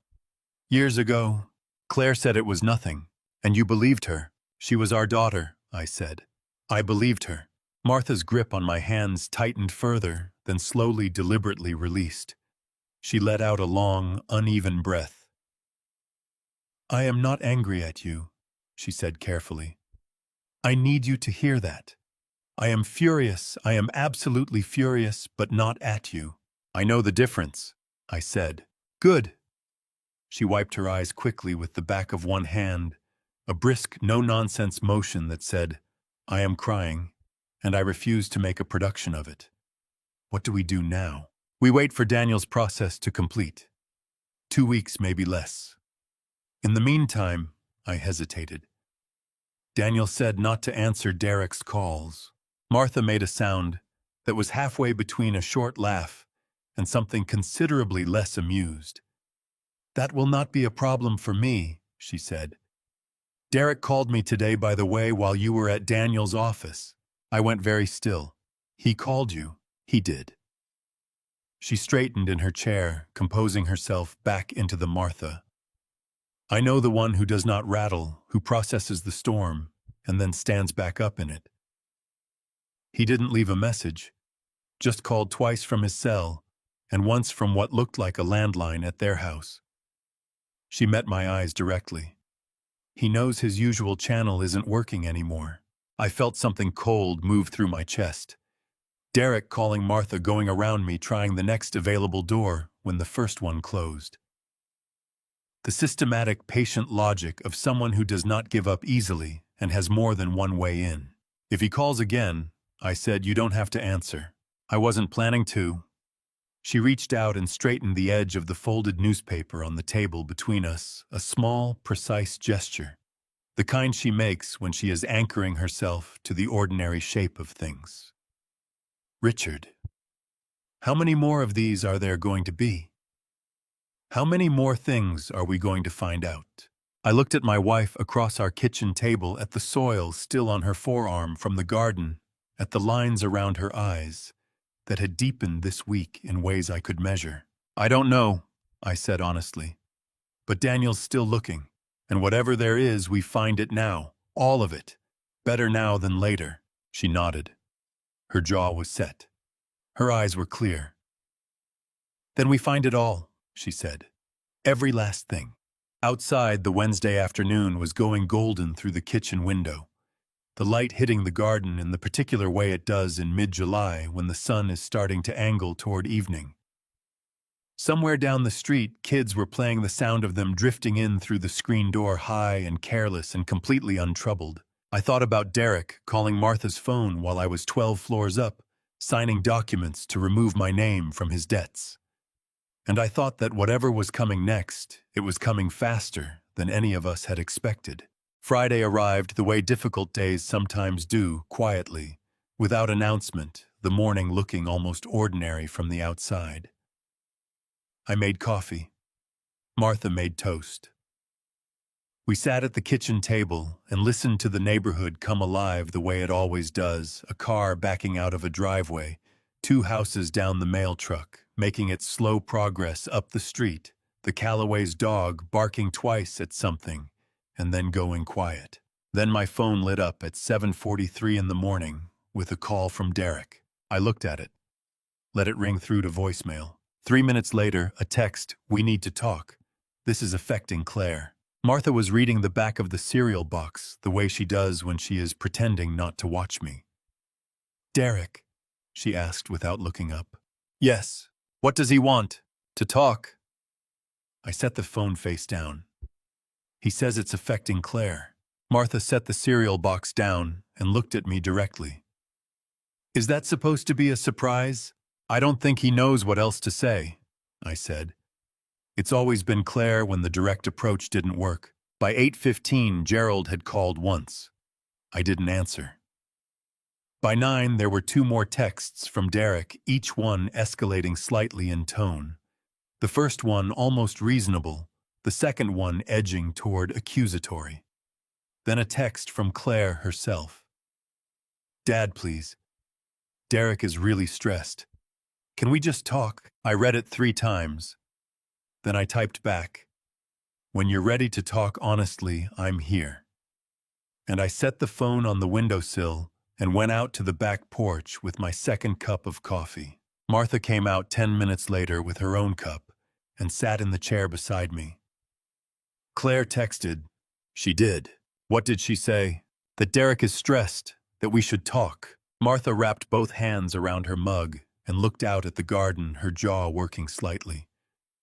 "Not, 'I'm sorry, Dad.' Not, 'I should have said something at that table.' Just Derek is stressed." "Just that," I confirmed. She let out a long breath through her nose. "What did you say back?" "That I'm here when she's ready to talk, honestly." Martha turned to look at me, and something in her expression shifted, not quite a smile, not quite relief, but something in that neighborhood. "Good," she said firmly. "That's exactly right." The day moved slowly after that. Daniel called at 11 to confirm the release paperwork had been filed with all 3 lenders and that we should expect acknowledgement letters within 7 to 10 business days. He also told me quietly that he had received an inquiry out from Derek's attorney, a man named Preston Walsh, apparently a junior partner at a firm in Ballantyne, asking whether Richard Hale would be willing to discuss the guarantor releases before they were finalized. "What did you tell him?" I asked. "I told him the releases had already been filed and that my client had no obligation to discuss them further," Daniel said, and I could hear the particular satisfaction of a man who enjoys delivering that sentence. "Walsh will try again, but there's nothing he can actually do to stop the process at this point." "Good," I said. "Thank you, Daniel." Friday morning brought 4 missed calls before breakfast, Two from Derek, one from Gerald, one from a number I didn't recognize that turned out to be a second cell phone registered to Derek. By 10 in the morning, I had 7 unread text messages. I read them all without responding to any of them, the way you read a weather report about a storm you have already decided to shelter through. Derek's messages moved through a predictable arc from, "We need to talk to this isn't fair," to "You're hurting Claire," to finally, "By Friday afternoon, call me back or I'm coming over." I showed that last one to Martha. She read it. Set the phone down on the arm of her porch chair, folded her hands in her lap. "Let him come," she said, her voice carrying the particular calm of a woman who has made her peace with something and is no longer afraid of it. He came at 4:45 on Friday afternoon. I saw his car from the living room window, the silver Audi he had bought 3 years ago, the one Claire called me about the week after the purchase because the insurance payment was higher than they had anticipated. He parked in front of the house and sat in the car for a moment. Then he got out and walked up toward the front door and stopped. He didn't ring the bell. He stood on the front path and pulled out his phone and typed something. My phone buzzed on the coffee table. "I know you're home. I just want to talk. 5 minutes." Martha had come to stand beside me at the window, close enough that her shoulder touched mine. "What do you want to do?" she asked. I watched Derek standing on our front path in his pressed shirt and his expensive watch. His jaw tight, his eyes moving between his phone screen and our front door. He looked like a man who was accustomed to doors opening and had not yet fully processed that this one wasn't going to. "Nothing," I said. "We don't owe him 5 minutes." "No," Martha agreed. "We don't." Derek stood on the path for 14 minutes. I checked the clock. He sent 2 more texts, both of which I read and did not answer. Then he walked back to his car, sat in it for another minute or two, with his hands on the wheel, and drove away. Martha watched the silver Audi disappear around the corner. "He's going to come back," she said. "I know." I stepped away from the window. "But next time, I'm going to be the one who decides when and how that conversation happens." I picked up my phone and pulled up Daniel's number. On my terms, not his. Martha reached out and touched my arm just briefly, just that one point of contact. "Now you're talking," she said. I called Daniel and left a message telling him Derek had shown up at the house and asking whether there was anything we needed to document for the record. Then I put the phone in my pocket and went to help Martha start dinner, and we cooked together in our kitchen, the way we have done for 40 years, moving around each other in the small space without bumping each, knowing without asking where the other one is going to be. Outside, the Friday evening settled over the neighborhood. Somewhere down the block, a family was having a barbecue. The smell of it drifted in through the kitchen window, wood smoke and charcoal, something simple and good. And then, just as I was setting the table, my phone buzzed one more time. A local number I didn't have saved. A name the display showed as unknown. I answered it anyway. "Mr. Hale?" A woman's voice, warm and a little hesitant. "My name is Beverly Calloway. I live 2 houses down from the Whitmores in South Park. I was at the party last Saturday. I've been trying to decide whether to call you, and I've decided I have to."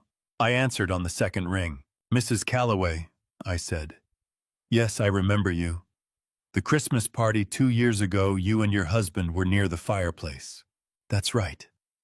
Her voice was warm but careful, the voice of someone choosing their words, the way you choose your footing on uneven ground. "Mr. Hale, I want to start by saying that I debated making this call for 3 days. My husband told me to stay out of it, and I almost listened to him." "But you didn't," I said. "No, I didn't. Because what I saw at that party last Saturday was wrong. And what I've been watching happen from 2 houses away for years. I think you deserve to hear it." I walked from the kitchen to the back porch and sat down in the rocker, my phone pressed hard against my ear. Martha appeared in the doorway behind me, reading my posture, and quietly pulled up the other chair without being asked. "Tell me," I said to Beverly. "Tell me all of it." She took a breath. About 6 months ago, Gerald hosted one of his neighborhood barbecues. He does them every spring, big catered things, same crowd every year.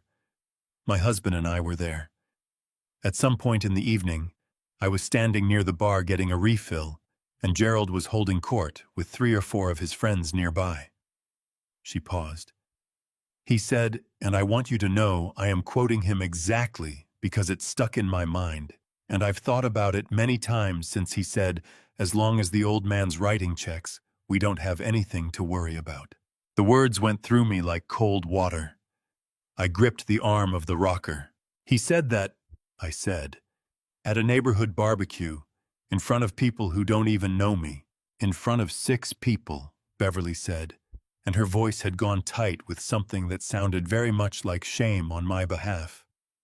He said it like it was funny, like it was a punchline. 2 of the men laughed. I didn't laugh. I put my drink down, and I walked away, and I have not been able to get it out of my head since. Martha reached over and put her hand over mine on the arm of the rocker.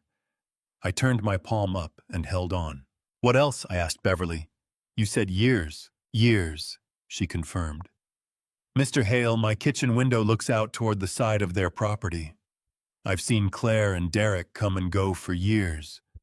I've noticed things the way Claire looks when she comes out of that house sometimes. Tired. Worn down. Like a person carrying something heavy they're not allowed to put down. She hesitated. Last fall, I was walking my dog past the end of their driveway, and Claire was sitting in her car with the engine off, just sitting there. I almost knocked on the window to ask if she was all right, but then she put the car in gear and drove away. My chest tightened. My daughter sitting alone in a car in someone else's driveway, not going in, not leaving, just suspended there between 2 things she didn't know how to choose between. Did she ever talk to you? I asked. Claire, once. About 2 years ago, maybe a little more. We ended up at the same coffee shop on a weekday morning, one of those coincidences that just happens in a neighborhood. We sat together for about 20 minutes. She asked about our kids, how they were doing.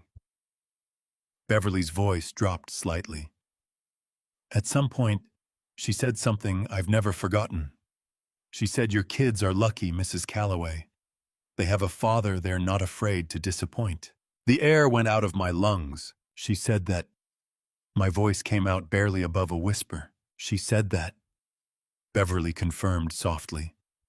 And then she looked embarrassed, like she had said more than she meant to, and she changed the subject. But I thought about it for a long time afterward. What it meant. What it said about what her life actually looked like from the inside. Martha's grip on my hand had tightened. I could feel her listening through every point of contact between us. "Mrs. Calloway," I said, and I had to stop and clear my throat before I could continue. "Why are you telling me this now? Why not 6 months ago?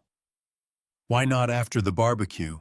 "Because 6 months ago," Beverly said, "I told myself it wasn't my place. I told myself maybe I was reading too much into things. Maybe Gerald was just being Gerald, loud and thoughtless and not meaning anything by it." Her voice firmed up. "But what happened at that birthday party last Saturday was not loud and thoughtless. That was deliberate. That was a man who looked your daughter's father in the eye in front of 40 people and decided to make an example of him." She paused. That crossed a line I couldn't step back from, and I thought if someone had seen something like this about my father, I would want them to make the call. I had heard almost the exact same words from Jake Morrison 9 days ago and a lifetime away, sitting on my back porch with the cardinal on the bird feeder. "I have a father. He's about your age."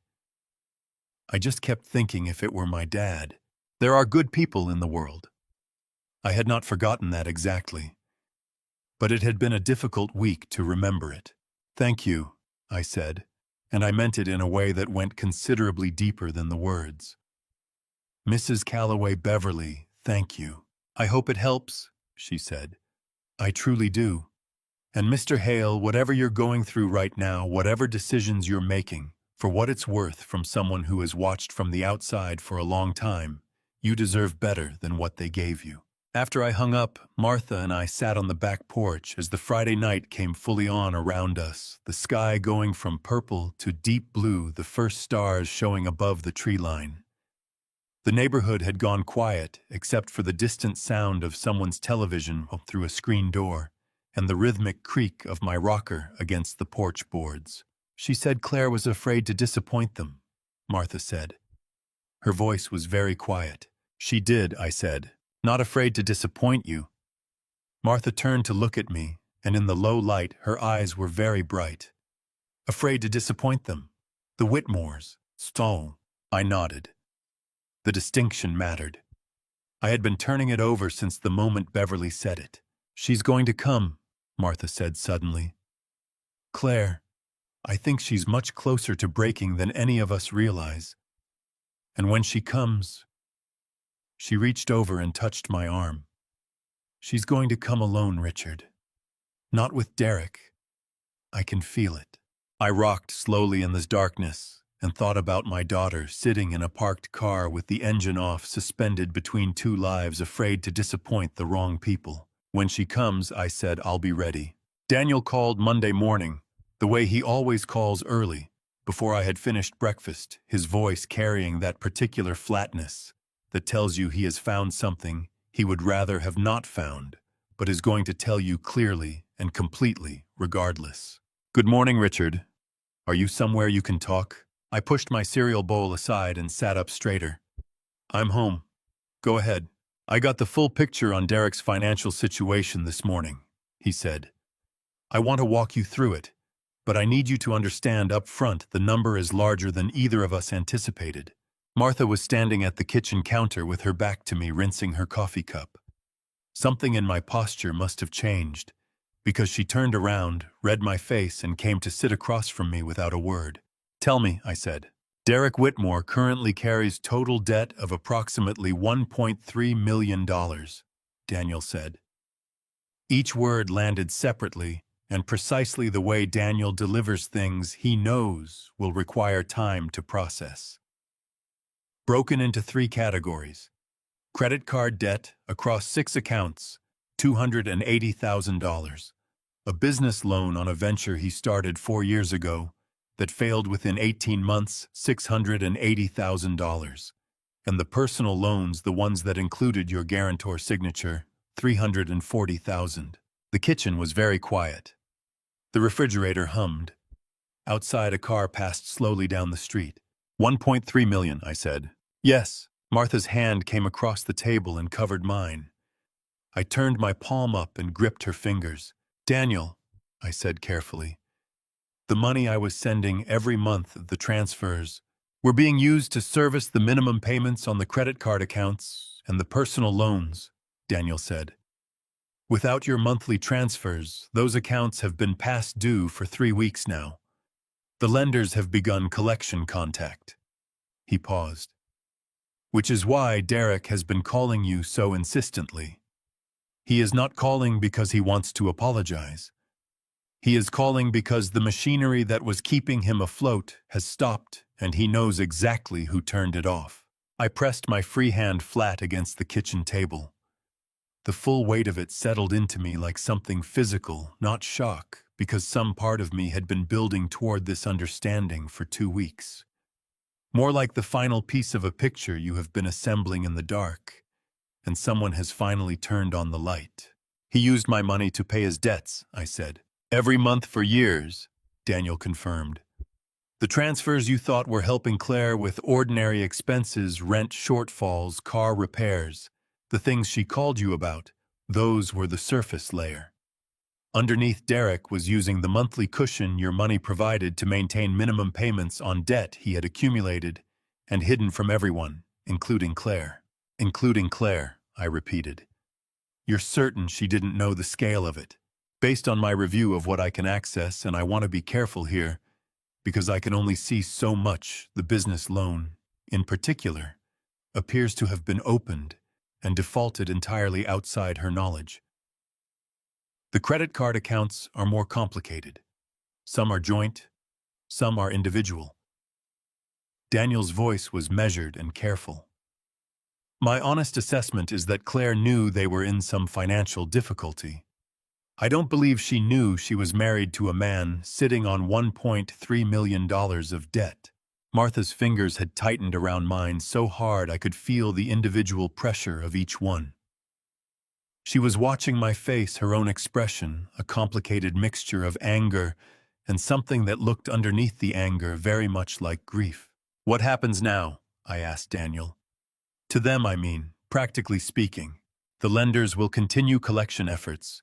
If Derek cannot make payments, and without your transfers, the probability of that is high. The accounts go to collections or litigation. The business loan lender in particular is likely to move aggressively.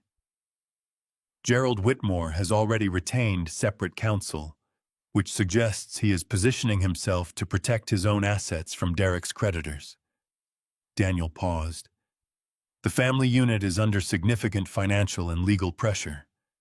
It is going to become visible very quickly." "And my name," I said. "The releases, fully processed as of this morning," Daniel said. And for the first time in the conversation, his voice carried something warmer than professional neutrality. "You are clear on all three instruments. Your assets are protected. Whatever happens to Derek's finances from this point forward does not touch you." I exhaled a long, slow breath that had been building since 7:30 in the morning. "Thank you, Daniel." "There's one more thing," he said. "I received a second call from Preston Walsh this morning, Derek's attorney. He indicated that Derek is willing to, quote, make things right with the family if the transfer arrangement can be reinstated at a reduced amount." I almost laughed. I did not laugh, but it was a near thing. "What did you tell him?" "I told him my client has no interest in that conversation," Daniel said crisply. "Walsh will almost certainly try to reach you directly. If he does, you are under no obligation to speak with him, and I would advise you not to." "Understood." I looked across the table at Martha. Her jaw was set, and her eyes were clear, and she gave me a single firm nod.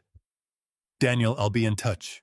Thank you." After I hung up, I sat with both hands around my coffee cup, which had gone completely cold, and looked at my wife across the wreckage of our Monday morning breakfast. $1.3 million, Martha said. Her voice was flat with something beyond ordinary disbelief. $1.3 million, I confirmed. She pressed both hands over her face, held them there for 5 full seconds, then dropped them. Her eyes were dry and fierce. "He sat at your table," she said. "He looked you in the eye and called you trash. And all the while he was sitting on $1.3 million of debt that your money was holding together." "Yes," I said. She stood up, picked up both our coffee cups and walked to the sink to pour them out and refill them from the fresh pot. A practical gesture, a grounding one, Martha's way of moving through something too large to sit still with.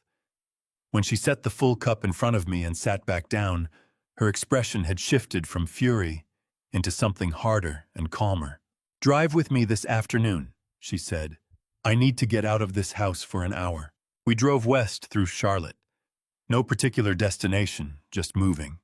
I took us through Myers Park and then south toward South Park, almost without deciding to some pull in that direction that I didn't fully examine until I found myself slowing on the street that ran past the Whitmore house. 2 cars I didn't recognize were parked in the driveway. All the downstairs lights were on. Through the tall front windows, I could see figures moving inside more than I expected, moving with a kind of agitated energy that was visible even from the street. "Don't stop," Martha said quietly. I didn't stop. I drove on past, continuing south until the neighborhood faded behind us. "Something's already happening in there," I said. "Yes," Martha said. She was looking straight ahead through the windshield, her hands in her lap. "And whatever it is, Richard, it is not our problem to fix." She called on a Tuesday afternoon, the 3rd week of July, while I was sitting in the back garden, pulling dead blooms off the coneflowers Martha had planted along the fence 2 summers ago. It was the kind of mindless, rhythmic work that lets your hands do something useful while your mind does whatever it needs to do. I had been doing a lot of that kind of work lately. My phone buzzed in my shirt pocket. I pulled it out and looked at the screen. Claire, not a text, a call. Her name on the screen in full the way it has been saved in my phone since the year she got her first cell phone at 15 years old. I stared at it for 2 full rings. Then I answered. Claire, Dad? Her voice came through thin and unsteady like a signal struggling to maintain its connection. Not the Claire who had texted me 8 words and no apology on the night of the party. Not the Claire who had stood near the outdoor fireplace in her country club clothes while her husband dismissed her father in front of 40 people. This was a different voice, entirely younger somehow, stripped of all the performance that had accumulated around it over the years. I stood up from my crouch among the coneflowers and pressed the phone harder against my ear. I'm here, I said. I don't... She stopped. Started again. I don't know how to start this. Just start, I said. It doesn't have to be perfect. A breath on her end, shaky and audible. Everything is falling apart, Dad. Everything. Gerald and Derek have been screaming at each other for 3 days. I have never heard Gerald raise his voice before, not like this, not at his own son. Derek is telling him he knew about the loans. Gerald is saying he never agreed to anything. And they're both... Her voice cracked wide open. They're both using me to get at each other. Like I'm a piece on a board they're moving around. My jaw tightened so hard my back teeth ached. My daughter. Being used as a game piece. Again. Only this time by a different set of hands. Claire, I said carefully. Where are you right now? I'm in my car, she said. In the parking lot of a Whole Foods on Providence Road. I couldn't stay in that house 1 more minute. A sound that was half laugh, half sob escaped her. I've been sitting here for 40 minutes. The image of her hit me without warning. My daughter alone in a parking lot, engine probably running for the air conditioning, in the July heat, hiding from her own life, in the one place nobody would think to look for her. Something in my chest pulled tight and aching. Listen to me, I said. You don't have to go back in today if you're not ready. I have to go back eventually. Her voice dropped. Dad, Pamela, Derek's mother, she hired her own attorney this week. Separate from Gerald and Derek. She's moving to protect her personal assets. She told me on the phone that she's sorry, but she has to think about her own future. Another fractured sound. She said that to me. I'm married to her son, and she said she's sorry, but she has to think about her own future. I pressed my free hand flat against my sternum. Did you know? I asked. Before all this, did you know how much debt Derek was carrying? The pause lasted long enough that I could hear her breathing on the other end, slow and effortful, like someone measuring out what they can safely say.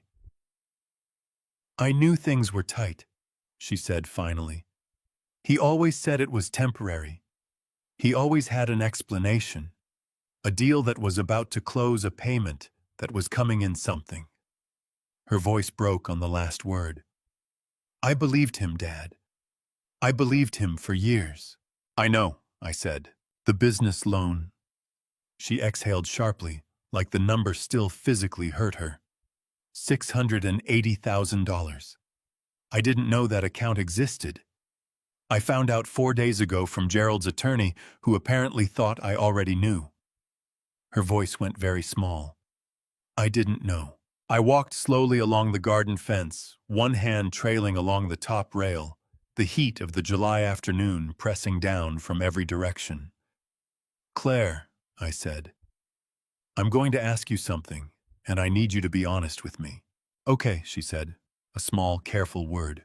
When Derek asked you to call me, the times he needed money, and he came to you instead of calling me directly, did you know why he did it that way?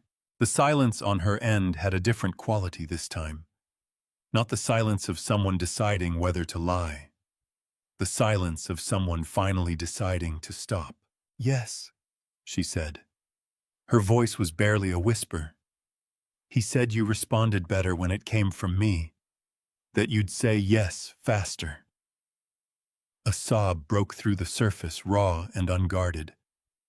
I told myself it wasn't wrong, because the need was real, because we did need the money. I told myself it was just efficient. Another sob harder. Oh God, Dad. I told myself it was just efficient. My eyes were burning. Fully, undeniably burning. I stopped walking and stood still among the coneflowers with the phone pressed against my ear and let my daughter cry on the other end of the line without trying to fill it with anything. I'm so sorry, she managed between one sob and the next. I am so sorry. I know that's not enough. I know sorry doesn't. Claire, my voice came out steadier than I felt. I hear you. Are you... She caught herself, tried again. Are you angry? I thought about that honestly the way she deserved me to. I'm hurt, I said, and I'm sad, but I'm not going to hang up on you. She cried harder at that, not the controlled, managed weeping of someone performing emotion, but the ugly, gasping kind that comes from somewhere real and deep and long-held. I stayed on the line and let her. When she finally came back, her voice was raw and hollowed out and somehow cleaner for it. I just needed to hear your voice, she said. I needed to know you were still there. I'm here, I said. The same words I had said at the beginning, but they meant something different now.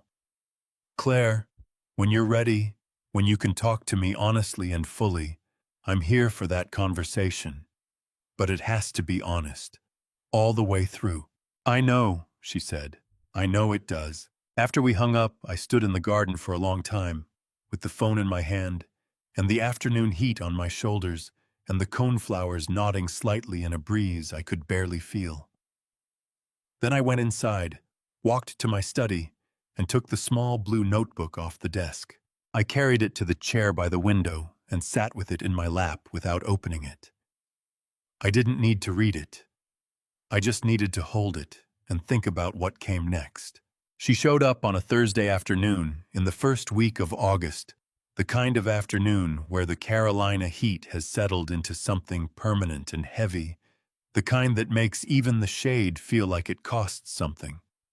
Martha had called me the night before to ask if Claire could come by. I said yes without hesitating. Then I suggested to Martha that we run the hardware store errand we had been putting off all week, the one involving a new latch for the garden gate and a bag of mulch for the back beds. Martha had looked at me steadily when I said that. You want to be gone when she arrives. I want her to have the house to herself for a little while, I said. There's a difference. Martha considered that for a moment, then nodded. All right, she said. But we don't stay out too long. No, I agreed. We don't stay out too long. We were back within an hour and a half. I knew something had happened the moment I came through the back door, before I had set down the bag of mulch or taken off my work gloves. Martha was standing in the kitchen doorway, with her arms crossed and an expression on her face that I can only describe as careful, the look of a woman who has witnessed something significant and is deciding how to hand it to me. She's in the living room, Martha said quietly. She found the notebook, Richard. I set the mulch down slowly. The blue one. Yes. Martha uncrossed her arms and put one hand on my arm just briefly, just enough. Go in, but gently. I pushed through the kitchen into the hallway and turned into the living room doorway. Claire was sitting on the sofa with the small blue notebook in her hands, closed now held against her chest, with both arms wrapped around it, the way a child holds something they are afraid someone will take away. Her eyes were red and swollen nearly shut, her face tracked with the evidence of crying that had gone on for some time and had not entirely stopped. When she looked up and saw me standing in the doorway, her chin crumpled, and fresh tears spilled over before she could do anything about them. Dad, she said. That was all. Just that one word, but the weight of everything she meant by it came through so clearly it nearly put me on my knees. I crossed the room and sat down beside her on the sofa. Not across from her, beside her, the way you sit with someone when the distance between chairs would be too much to bear. Martha told me you found it, I said. She nodded, pressing her lips together so hard they went white. She looked down at the notebook in her arms. I was waiting for you and I saw it on the desk. I didn't mean to. She stopped, swallowed hard.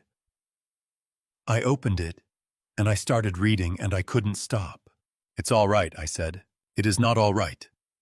Her voice broke on the last word, fierce and self-directed, the anger of someone who has finally stopped aiming it at the wrong target. Dad, I've been reading your handwriting for 45 minutes. Every single entry. She loosened her grip on the notebook and held it out toward me, open to a page somewhere in the middle. Her hand was trembling. This one. Read this one. I took the notebook from her shaking hands and looked at the page she had opened to. My own handwriting from 4 years ago. Claire called. Sounds tired. Derek asked for another $800 for the insurance gap. Told her I'd handle it. She didn't ask twice. I don't think she knows I do this every time, say yes before she has to ask again. I don't want her to have to ask twice for anything. Claire made a sound beside me that I will not forget for as long as I live. A low, broken, agonized sound from somewhere deep in her chest, the sound of someone reading the full cost of what they allowed to happen and feeling every dollar of it at once. You didn't want me to have to ask twice, she said, her voice disintegrating. You were worried about me having to ask twice, and I was... She pressed both hands over her face, her shoulders heaving. Dad, I was calling you because Derek told me to. Because he said you'd say yes faster if it came from me. And you were just sitting there loving me. Just loving me through all of it. I put my arm around her shoulders. She turned into me the way she used to when she was small, completely without reservation. Her face against my shoulder, both hands gripping the front of my shirt. She sobbed in a way that had no performance in it, no management. Nothing held back. Just the full, raw, undisguised grief of a woman who has seen something clearly for the first time and cannot unsee it. I knew, she cried into my shoulder. I knew something was wrong. I told myself I didn't, but I knew. Every time I called you, I knew, and I did it anyway. And I am so, Dad, I am so sorry. I am so sorry. My eyes were burning again, and this time I did not blink it away. I held my daughter, and I let her cry, and I pressed my cheek against the top of her head, the way I did when she was 4 years old and had skinned her knee on the driveway. Claire, I said when the worst of it had passed, and her breathing had begun to slow. Look at me. She pulled back enough to look up at me, her face a wreck of grief and mascara. And something else, something that looked underneath all of it, like the beginning of solid ground. I love you, I said. That does not change. It has never changed. But things between us, the way things have worked, that has to change. You understand that? Yes. Her voice was rough and thick and absolutely certain. Yes, I understand. When you're ready to have that conversation, the full one all the way through, I'm here for it. I looked at her steadily. But it has to be on honest ground. Everything on the table. She nodded, wiping her face with the back of her hand, pulling herself back toward herself, one breath at a time. She looked down at the blue notebook still in my lap. Can I ask you something? Ask. Her voice dropped to something very quiet. The last entry, after the party, it said... She pressed her lips together. It said July 14th. Claire didn't say a word. I drove home holding Martha's hand. I think I finally understand. She looked up at me. What did you finally understand? I looked at my daughter's wrecked, hopeful, terrified face and took my time answering. That I had been giving you my love, I said slowly, in a language that had been intercepted, and that it was time to find a way to speak to you directly. Claire's face crumpled again, but differently this time. Not with grief, with something that looked cautiously and tentatively, and with a long way still to go, like the first breath of relief. The coffee Martha set on the counter had gone cold by the time I heard their car pull into the driveway. I didn't rush to the window. I'd spent 3 weeks preparing for this, sorting bank statements, printing spreadsheets, organizing every receipt Daniel had pulled, and now that the moment was here, my hands were steadier than I expected. "They're here," Martha said from the hallway, her voice tight as a coiled spring. "I know," I said. "Leave the front door open." She looked at me, then straightened her spine and lifted her chin the way she does when she's decided to be brave. I loved her for it. The knock came at 9:03 a.m. Claire stepped in first, wearing a pale gray blouse I'd never seen before, her eyes already red-rimmed, like she'd been crying on the drive over. Derek followed half a step behind.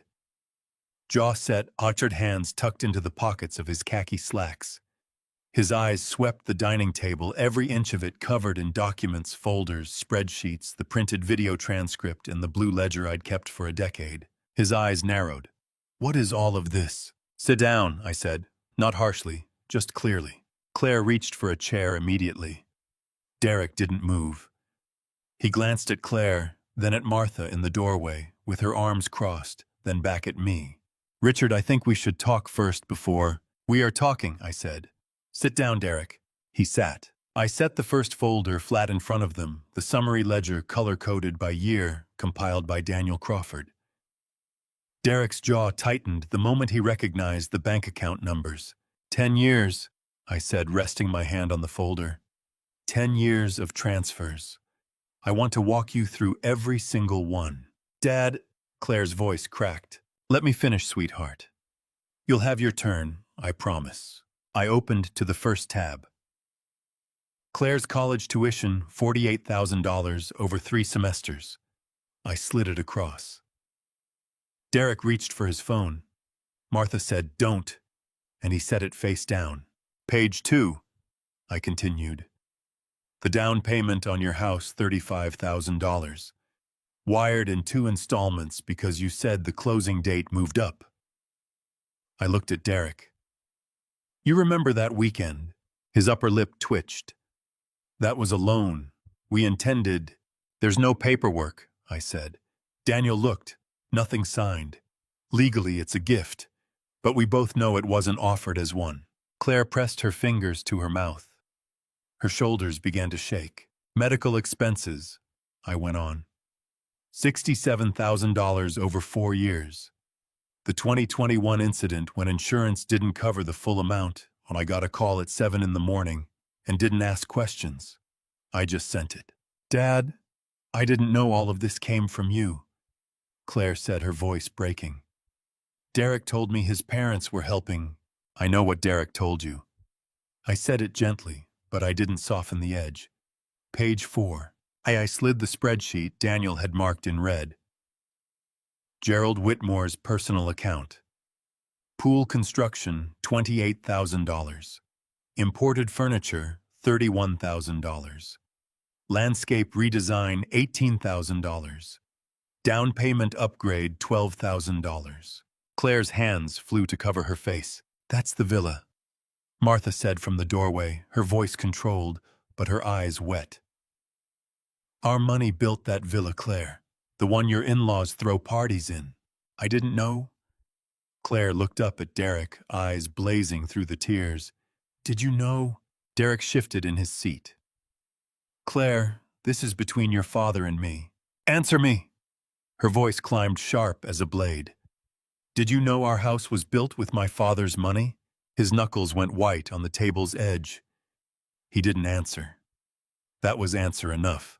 "The guarantees," I said, reaching for the third folder.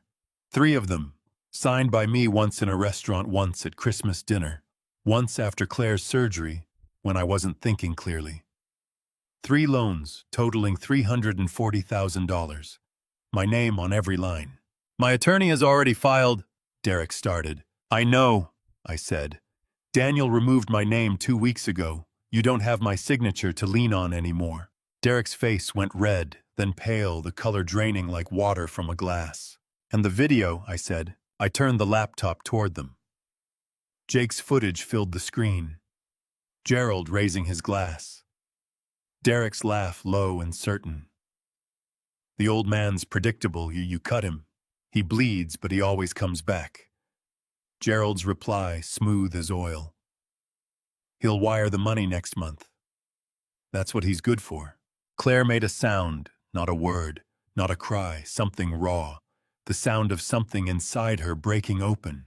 She stood up, pressed both hands against the table. "Derek," she said. One word. 5 years of questions she hadn't known to ask. "Claire, listen. Don't." She turned to me, tears streaming freely. "Dad, I'm so sorry. I'm so sorry I didn't see it. I'm so sorry I let them—" She pressed her fist against her sternum like she was trying to hold herself together. I walked around the table and put my arms around my daughter. She collapsed against me, sobbing into my shoulder. My own eyes burned. I blinked hard. "I know," I said quietly. "I know you didn't know." Over Claire's shoulder, I looked at Derek standing alone on the other side of the table, every document spread between us like a border. His face had gone flat. The performance was over. "I won't write another check," I said. "Not one. That's finished." Derek picked up his keys and walked to the door. I heard it close behind him. Martha came in and put her hand on Claire's back. Claire turned and held her mother, and the three of us stood there in the morning light and all the papers still on the table, every number still telling its story, and for the first time in 10 years, I felt like I could breathe. The morning after Derek left, I made coffee at 5:30 and sat on the back porch watching the sun clear the tree line. Martha found me an hour later, pulled her cardigan tight, and set a second mug on the rail beside me. "She called last night," Martha said. "After midnight. She's at the Marriott on Moorhead." "I know," I said. "I told her we'd talk in the morning." Martha looked out at the yard. "Do you think she'll leave him?" "I think she's already decided," I said.